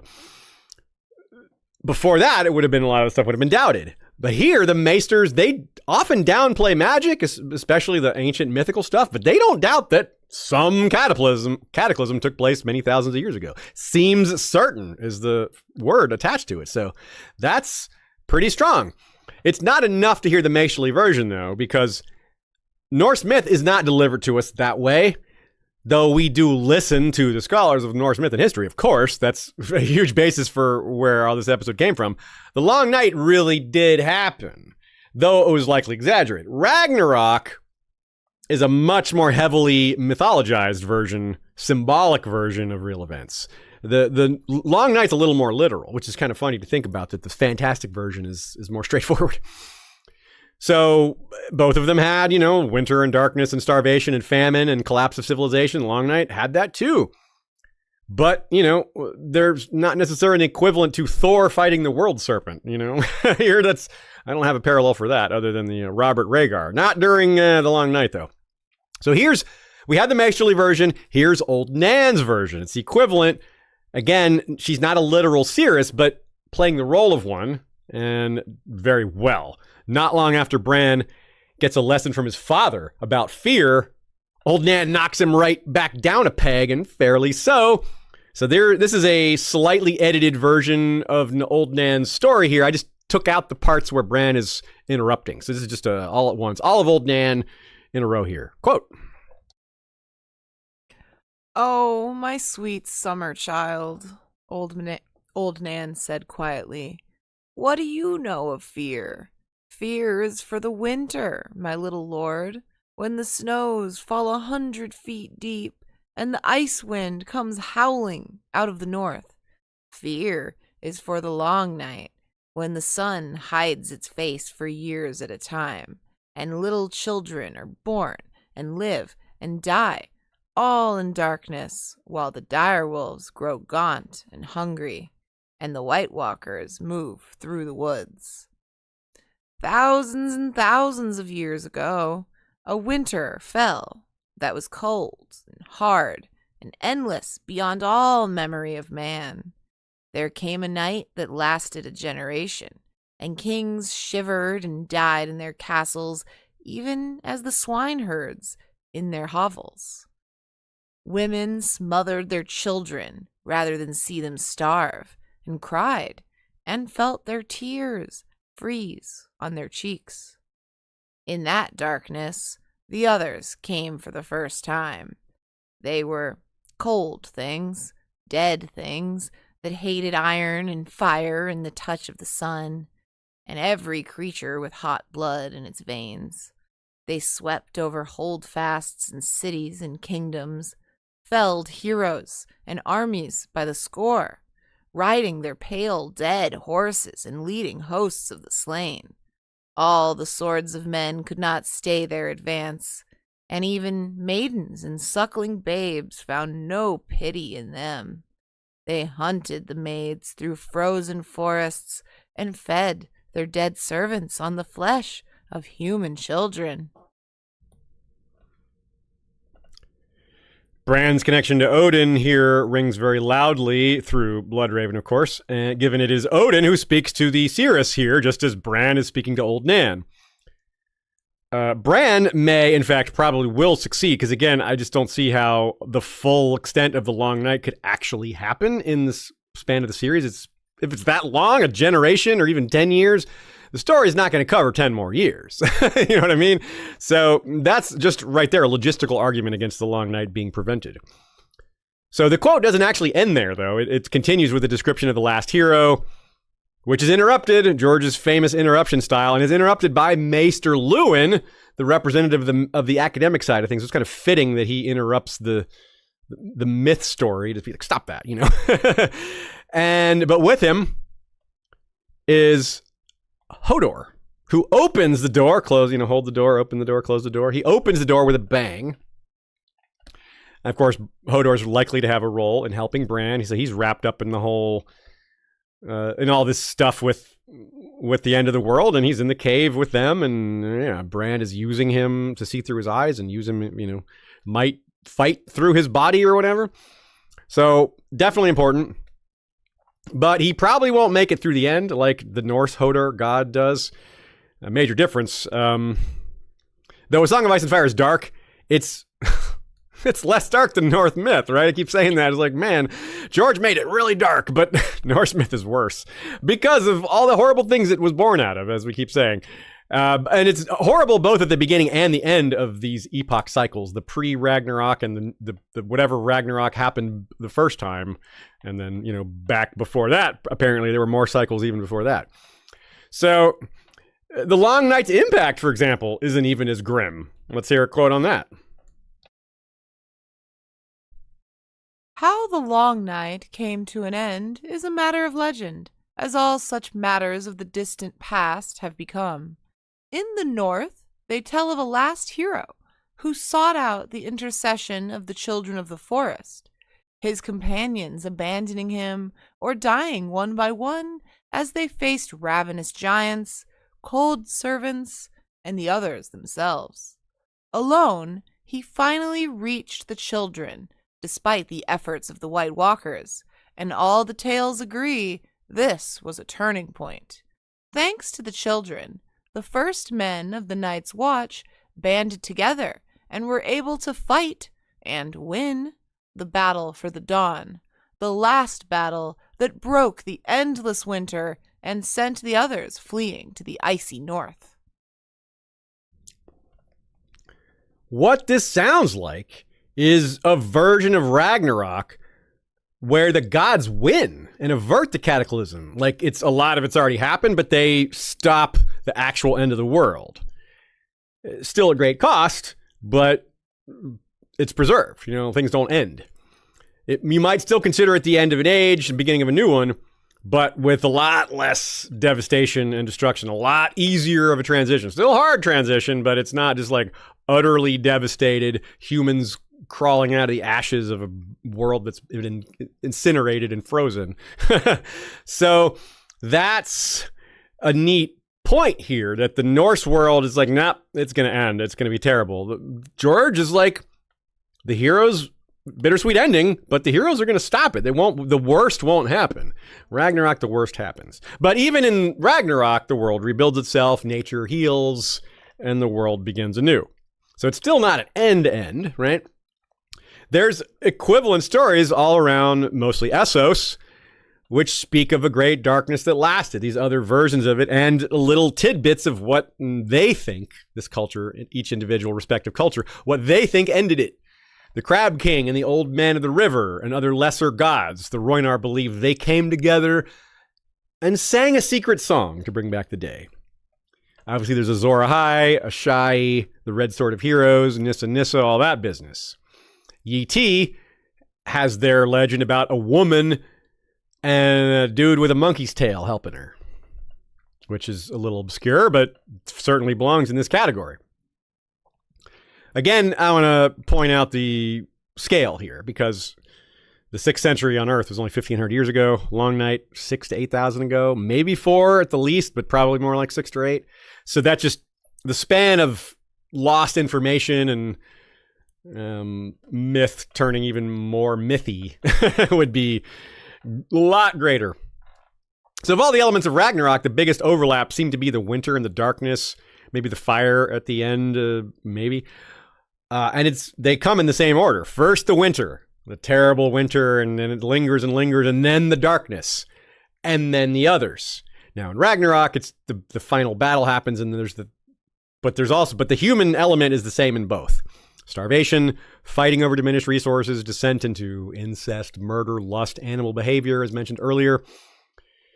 This means we should be considering, given that Ragnarok has all these geological events as part of it, maybe that is something that will happen during Westerosi Long Night. Or maybe they won't be geological, but they will be just calamitous. Euron's attacks, which may be sorceress, maybe stealing a dragon. The invasion of Relorists, alongside Dany, who they believe she's the princess that was promised. They believe she's Azor Ahai reborn. That could be a problem if they arrive in hordes and even she can't control them. So there's all these different elements, warlike elements descending on Westeros, which is already fighting amongst itself. As the others approach from the north, Dany's army coming from the west, with Dothraki, Unsullied, etc. Just a lot of different factions, a lot of different peoples. Westeros, yeah, and there's dragons and others. I mean, there's all these, so much. It is like a last battle, everybody coming together. A real kind of an inversion of the others is that they hate iron and fire, right?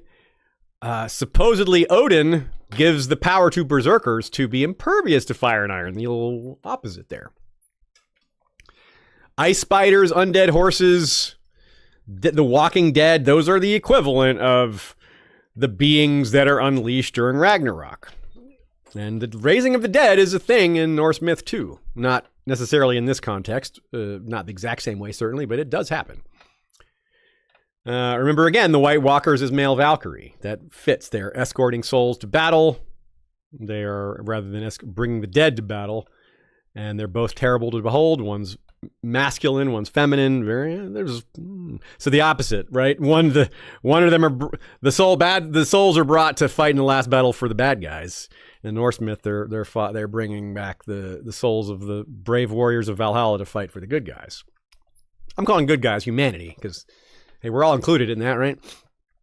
And if we think about the prophesied heroes, the huge number, not necessarily some of these are prophesied to come again. Some of them just were there the first time. Azor Ahai, Yntar, Nefarion, Eldrick Shadow Chaser, Hirkun the Hero, the last hero. Odin had so many different names. Thor had multiple names.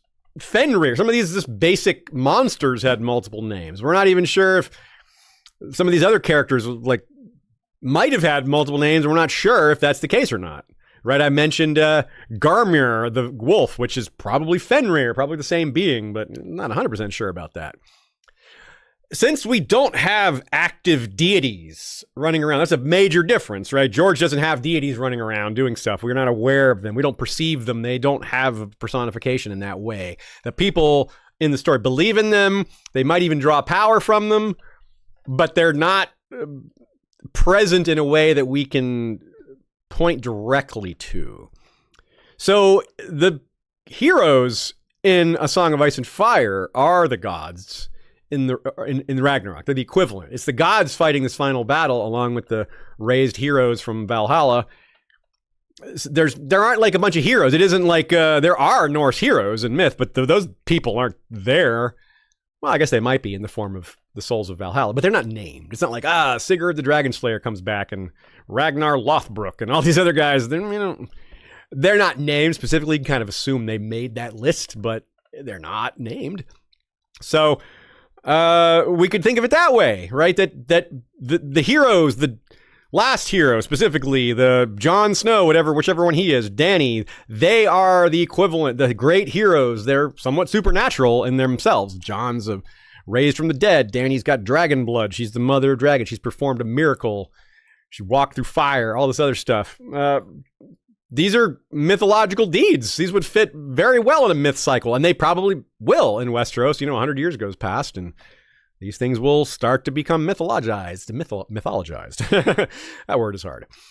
So yeah, there's like, instead of deities, they're superhumans. They're like, it's a vaguely like the ancient deities of Westeros, which we'll talk about in a moment here. It's our last section.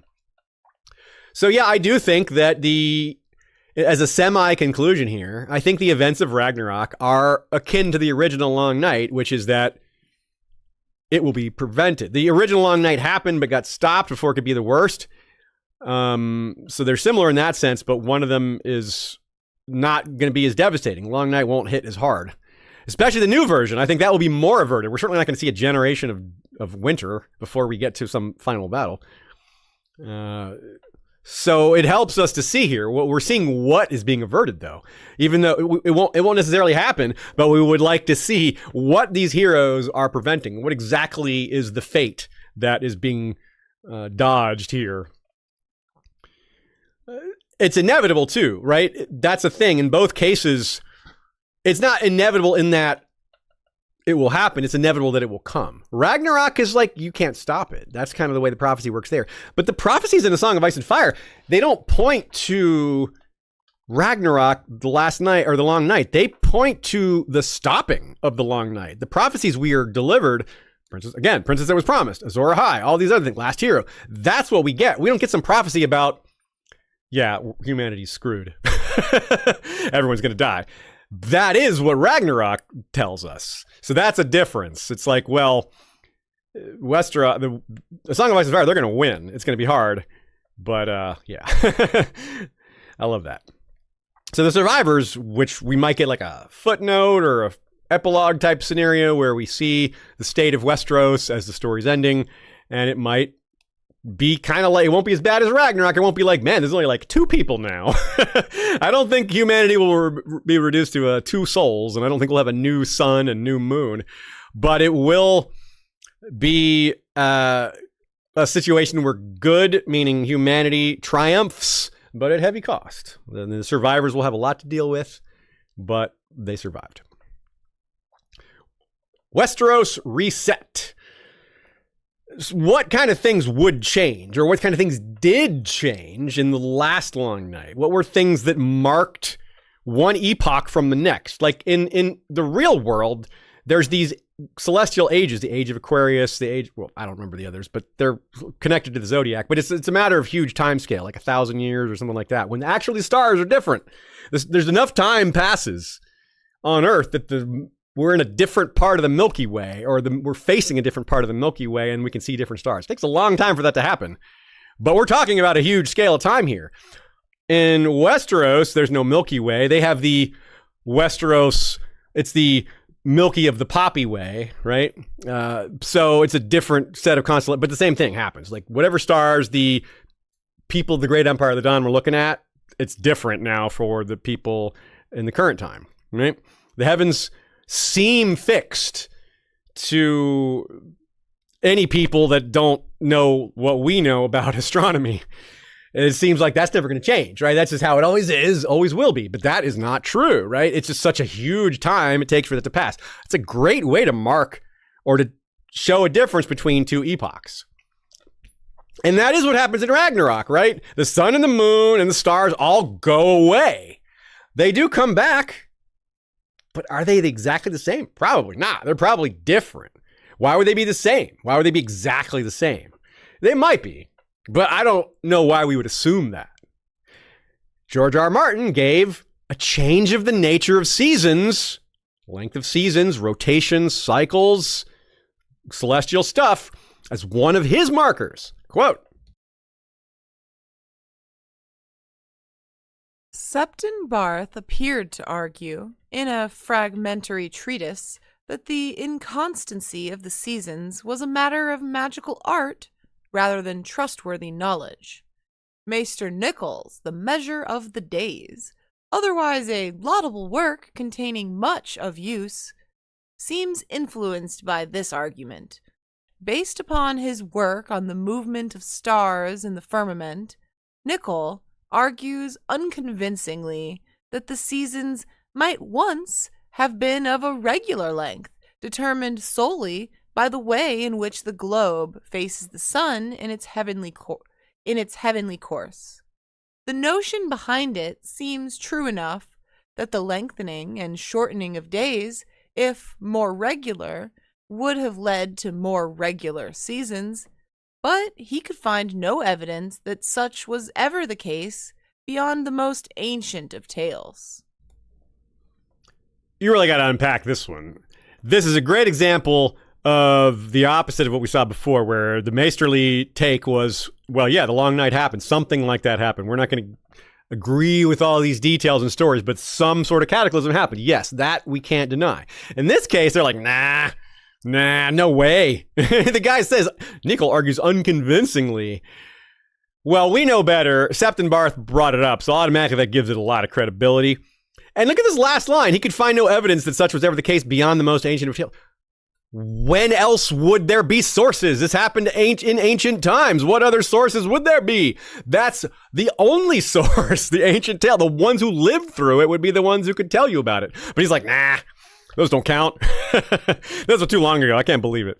So it's cultural memory, right? The fact that people are trying to get at what life was like thousands of years ago. They don't necessarily have enough of a connection to the people that lived that long ago to know. But they have a seedling of that. And the concept makes sense that the seasons could have been even. Where did that idea even come from? If you are born into a world that's always had irregular seasons, would you even call them irregular?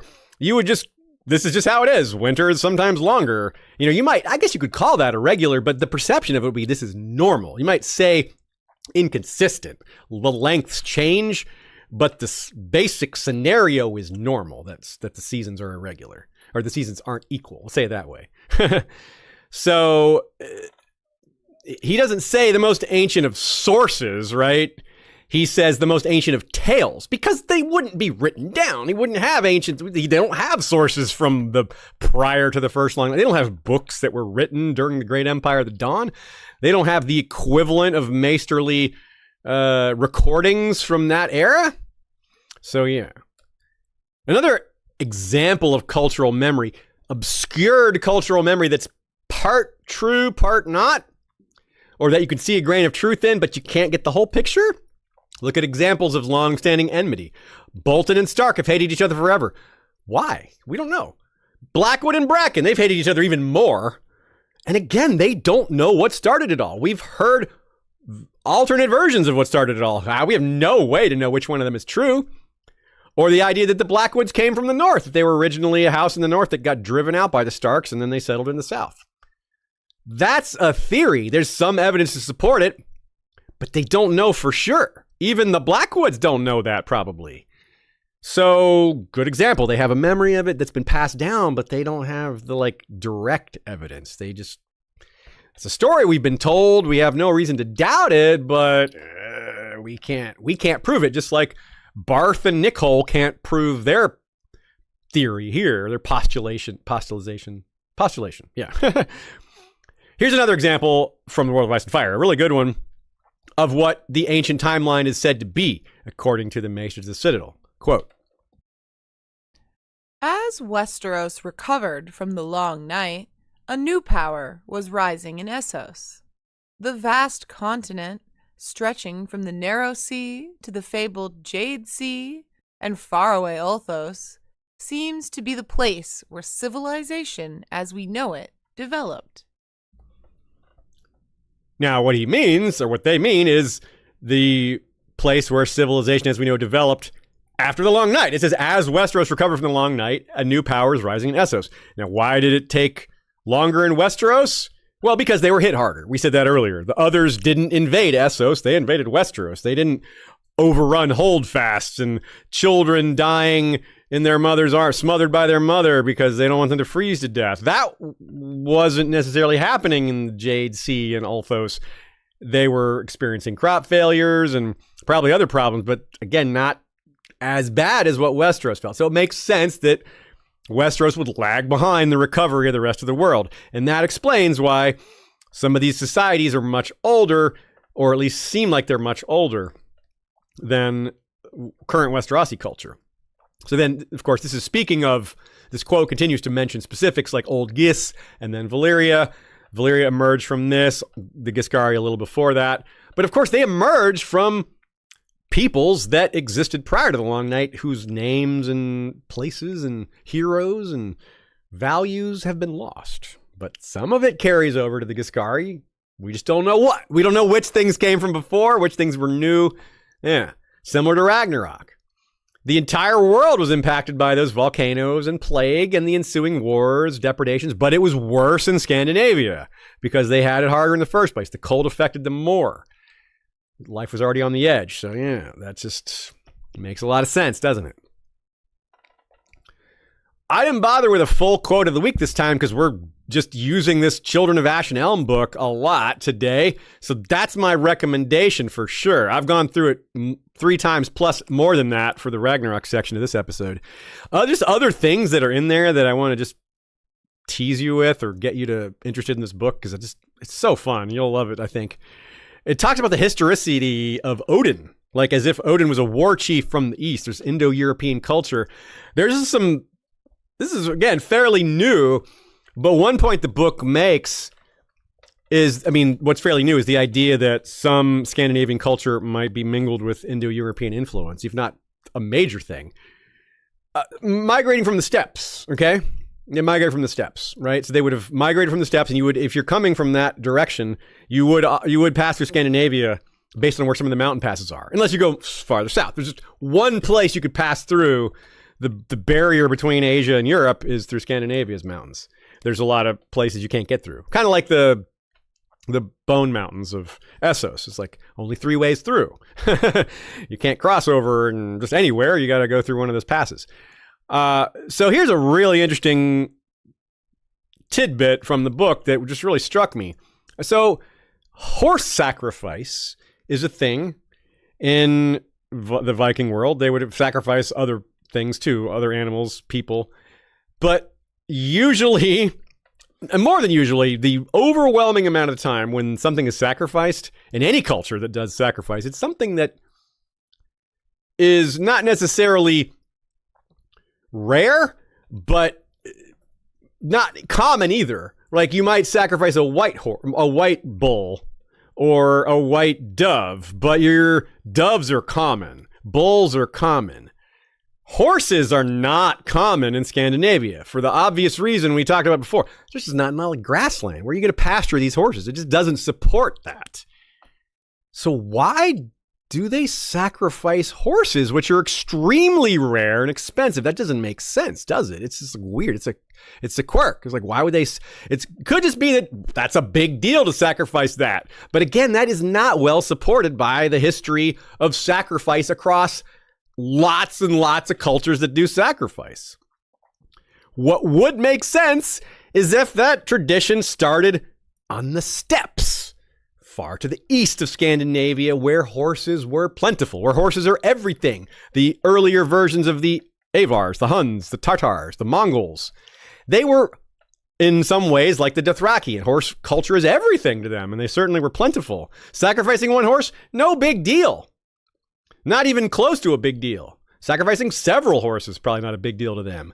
But to Scandinavians, it's an extremely rare thing and hard to give up on. You're not sacrificing your own children. You're not sacrificing your closest things. You're sacrificing stuff. You're sacrificing animals, things that you own, but not things that you can't live without. or things that are extremely rare. So that's, right? That makes you think.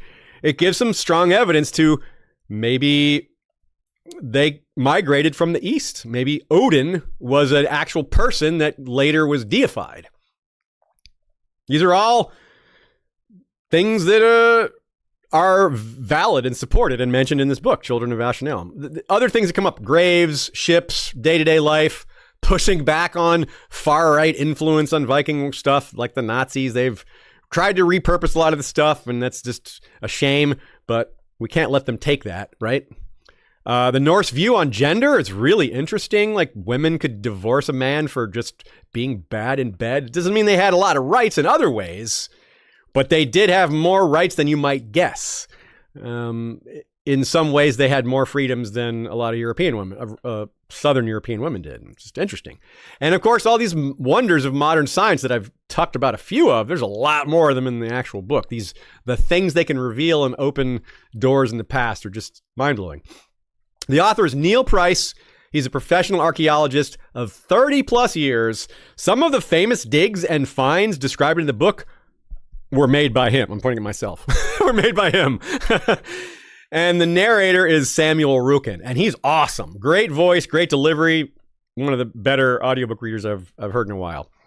It's a must if you've enjoyed this episode, because I've probably only used about 10% of it to source for Ragnarok stuff. It's much wider discussions than that. Obviously, that book isn't just about the end of the Norse world, but that's a big part of it.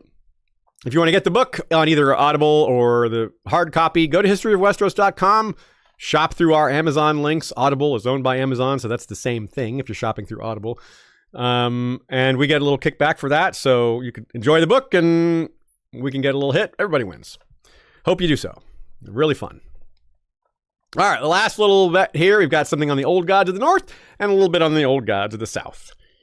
So a quick overview of some less related but still related parallels and a few notable major differences. Again, this serves as kind of a dessert to the main course that we just had, but also it helps us look forward to what some of the remaining subtopics are that we didn't get fully into. Again, the portrayal of deities in George's world is imperceptible, whereas the Norse pantheon, they're among the most humanized of gods. Like they behave like people. They are the most resembling of humans. They do crazy, impossible, supernatural things, but they have lust and love and live in dwellings that are like human dwellings. They have stables and halls and it's a lot of it's not at all like heaven, the images of Christian heaven, very celestial, very different. It's not at all like Earth. It's very positive, but it isn't, it isn't Earth-like, right? The Norse pantheon is more grounded probably because it emerged from such rough circumstances and things like that. Cultural memory preserves things like the stallion who mounts the world, the princess that was promised, and Azor Ahai. Long enough for it to be written down. Azor Ahai predates the current written sources we have. They just held on to that knowledge until it could be written down again. And the stallion who mounts the world, I mean, I don't know that prophecy existed the first time around because the Dothraki are a relatively new people, but something like it might have happened, Maybe the existing horse people of that time, the Jogos Nai, maybe they had a prophecy along those lines. But also, sticking with the Azor Ahai story for a minute, what do you get here? A guy repeatedly tries to forge the red sword of heroes, 30 days, tempered in water, it shatters. Tries again, 50 days, lion's heart, same result. 100 days, his wife Nissa Nissa's heart, it works. That's not just comparable to Norse mythology, but a lot of other mythologies in terms of just how fantastical it is. It's not that George doesn't use high magic. It's that he doesn't use it a lot in the main series. It's part of the backdrop. It's part of the setting. That's where it's common, right? In the histories, in the origins. The Grey King versus Naga. That could be a Norse story. That could be, it's a sea dragon being fought by a semi-supernatural being. It could be Thor versus Jormungandr. And Jormungandr has a little bit of overlap with the storm god because his shaking of his tail creates tidal waves and all that. So that fits pretty well. Since the Norse saw their gods as personifications of nature, which is fairly common for the creation or personification of deities and across the world, we can use similar logic to deconstruct the old gods of Westeros. Now, again, there's no tangible individual deities. There's no wind god, storm god. I mean, the Ironborn have one, but the Northerners don't. There's no harvest god.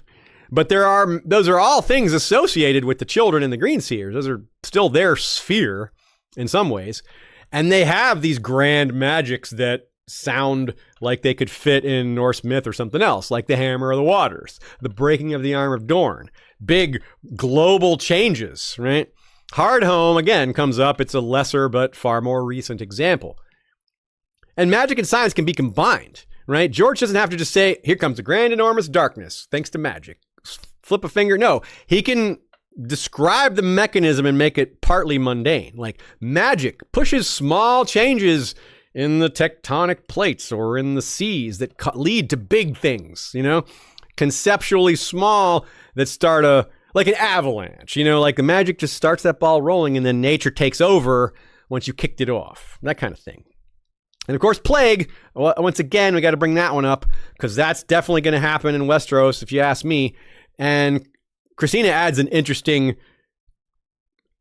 way to look at ghost grass, which you could consider a plague of the land, which may have originated in the first Long Night because, whatever happened over there in the shadow, we've talked about that in separate episodes, messed a lot of the earth up in that region, and ghost grass is part of that. It turns fertile land unfertile and is slowly creeping like kudzu or bamboo over the rest of the world.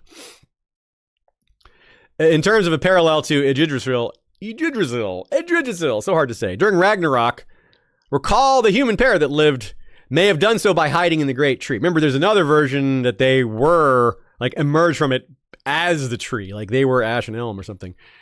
But that's long been a theory about the children and their deep caves. Remember how Bran describes how it's cold down there, but not cold like outside. The temperature is fixed far down under the earth like that. It's just there's no wind and anything. It just doesn't reach them down there. That has led to theories that that's what the children's plan was. Blast the outside world with cold, let that linger, and then reemerge when everything is dead, and they'll be back to having the earth to themselves. Westeros will be theirs again. It'll be the time of when the children didn't have the first men on Westeros. It was only them and the giants. That's kind of Ragnarok-y, isn't it? People are hiding during the calamity. It lasts a long time, and then you emerge when it's over. Yeah, really similar. Another kind of difference here that maybe we'll get into deeper another time is the idea that both Westerosi, North and South, care about bloodlines, whether you're a worshiper of the old gods or whether you're a worshiper of the Andals, or descendant of the Andals, worshiper of the Seven, I meant to say. Not that the Norse don't care about that. They just cared less about it. They don't care about bastardy hardly at all. Mothers having children with multiple men, not that big a deal. Not widely accepted, but it isn't some horrible thing like it is in Westeros. There's less power in tracing your descent from gods and kings. And again, we talked about the lack of a noble class. There isn't a noble class so much in Scandinavia in the Viking Age, right? There weren't like dukes and barons and the middle. There's kings, but not even early there weren't many kings. Like later in the Viking Age, there started to be kings of larger scale things, like the first king of Norway came along later. But early in the Viking Age, the kings were just local. They were petty kings, the equivalent of that. For example, Ragnar Lothbrok, famous Viking hero, legendary, partly real, whatever. We don't know. But lots of people that claim to be his sons are historical. Ivar the Boneless, Ubba, Sigurd Snake in the Eye, Vitsirk or Halfdan, Bjorn Ironside. These were historical figures. They all claim to be descendants of Ragnar Lothbrok, but there's no House Lothbrok. There's no House of Lothbrok. They're not all connected in that way. They're just like, hey, I'm cool because I'm connected to him. But they aren't connected to the other people connected to him. It's not a family thing like that. They're not like, we're all Lothbroks. We stick together. We worry about we have a sigil. We have certain things associated with our house. We certainly don't have a motto. Yeah, none of that. Viking Age Scandinavia didn't have that so much because you couldn't support it. It didn't work. The land, the geography didn't support that kind of system. You can't have people that I'm the ruler. I got all these serfs working the land. There's just not enough land to work. There definitely had slaves, and they called them thralls, and their rules were a little different. It is like the Ironborn version of thrall. That's another subtopic we can get into some other time. But yeah, you couldn't have a vast army of workers because there wasn't enough to do. What would you have them doing? You have to feed them too. The workers that are doing your work have to be fed. There's just not enough food to have a huge workforce, to have a huge slave population. There's definitely some, but not a lot. And that's why there's no barons, dukes, and there wasn't room for it. Couldn't support that level of hierarchy. So there's big differences in culture for that reason. Old gods of the South. Of course, in ancient times, there were heart trees everywhere down there and up there, all over. And there still are on the Isle of Faces. Now, the Seven don't have that, but the ancient gods and myths of the South, who predated the Seven, especially in the Reach, are more similar to the Norse pantheon and a lot of other pantheons in that there are distinct individuals. There's there's a Brandon the Builder, but who else is there? Well, last hero, there's not a lot of names. Last hero doesn't even have a name, right? What was his name? Joe? Johnny Hero? It's just a title, right? And again, they're less godlike because they're not like heaven or Asgard or Olympus or something like that. These are, Garth Greenhand existing in the Reach, and his descendants had godlike traits. Rowan Goldeneye, whatever. What is her name? Golden Tree. Yeah, Rowan Golden Tree. And then the Harlan the Hunter, and all there's a couple dozen of these characters, these figures, these semi-deities. And then, there's others elsewhere, like the Grey King that we mentioned, and a few like that. But the majority of them are associated with the South and the Reach. And that by itself is kind of interesting. I don't have a huge conclusion here, but it's something to think about, something maybe to delve into later. Again, and even Brandon the Builder is sometimes considered a descendant of Garth. So, yeah, it's like a lot of Westerosi first men sprang from Garth Greenhand and these descendants, and maybe he was a leader maybe Garth wasn't a magical being, maybe he was a leader of men who led people across the land bridge back in the day, and he was deified. Like that story we were just telling about Odin, about maybe Odin was a real war chief who led his people from the steppes to Scandinavia and was deified afterwards. Same idea. Different territory, different place, different time, different world, but similar idea. Last but not least, other Ragnaroks versus other Long Nights. Just some similar events that are related. Again, the Doom didn't create a Long Night type scenario, but the Century of Blood followed. 100 years of societal reset. It's pretty bad. Let that sink in. It wasn't as bad as Ragnarok or the Long Night, but the Century of Blood was bad. That's a weird thing to say. The Century of Blood was really bad, but it wasn't as bad as those.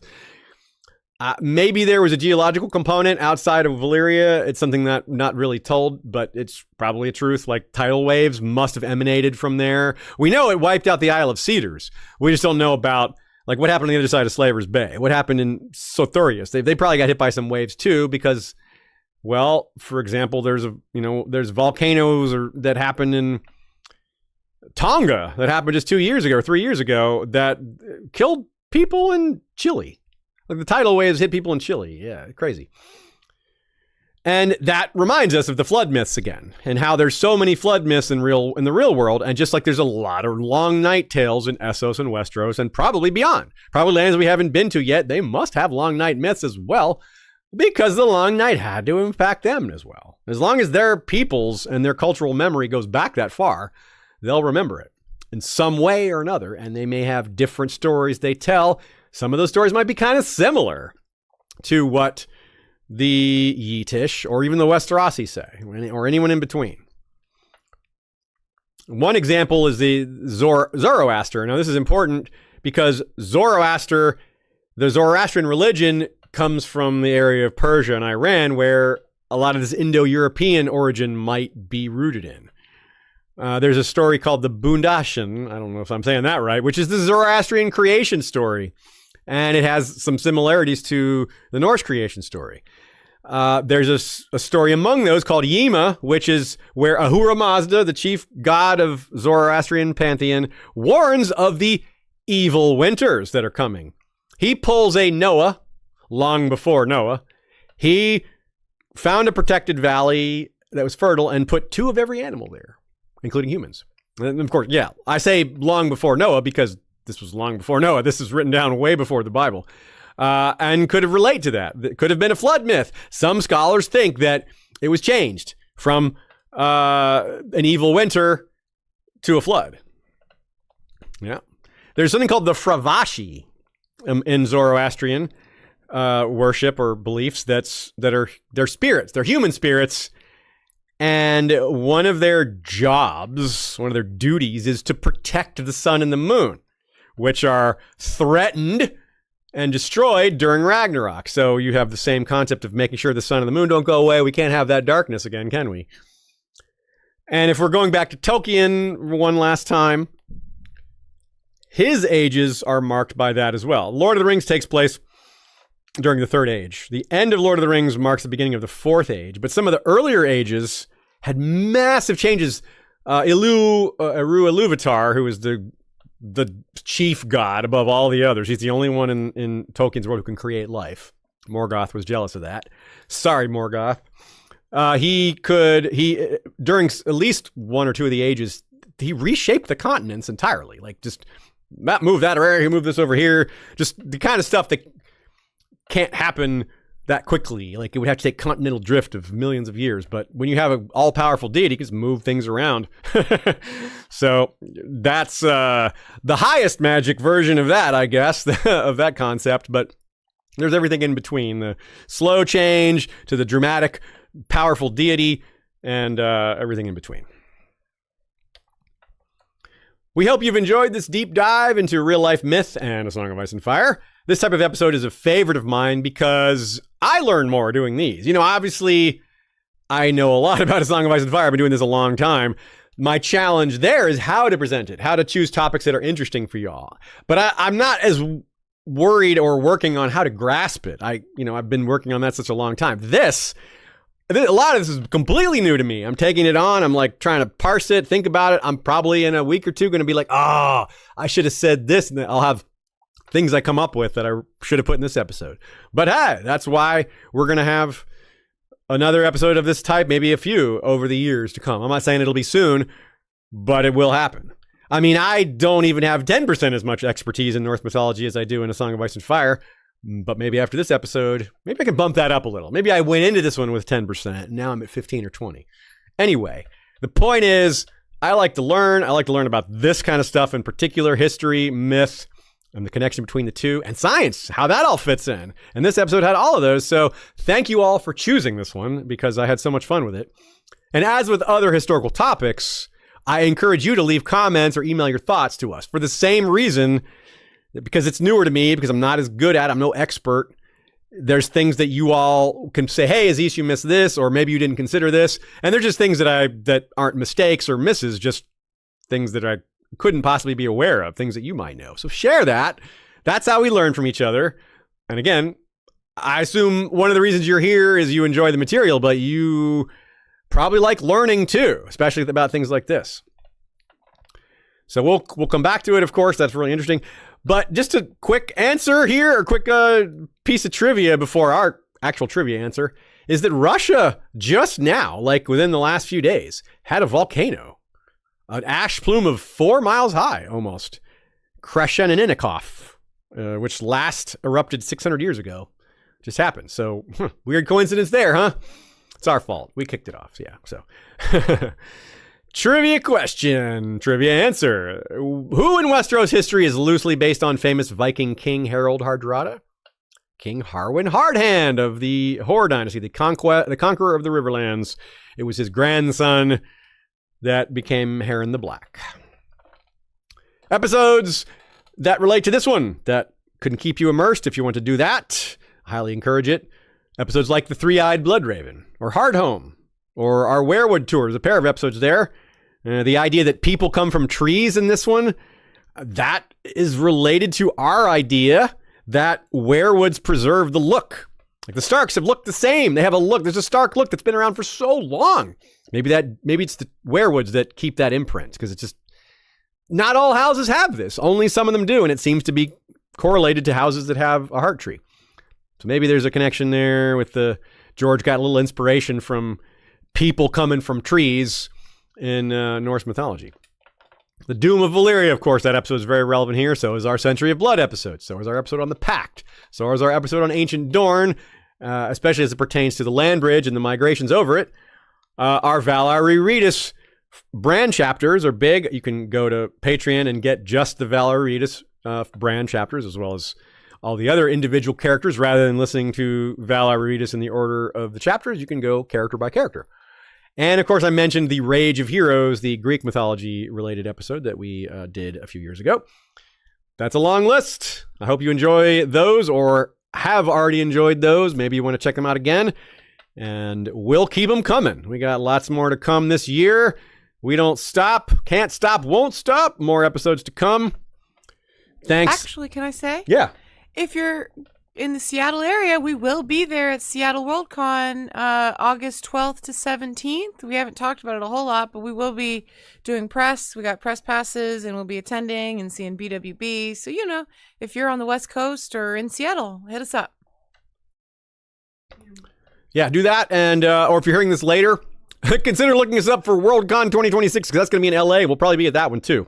Yeah, for our West Coast folks. And yeah, for West Coast our folks. Yeah. people in the Southeast, we, as always, go to DragonCon every year here in Atlanta. We will be at the World of Ice and Fire shoot Saturday of Labor Day weekend. So catch us there too. And that goes for pretty much every year also, not just 2025.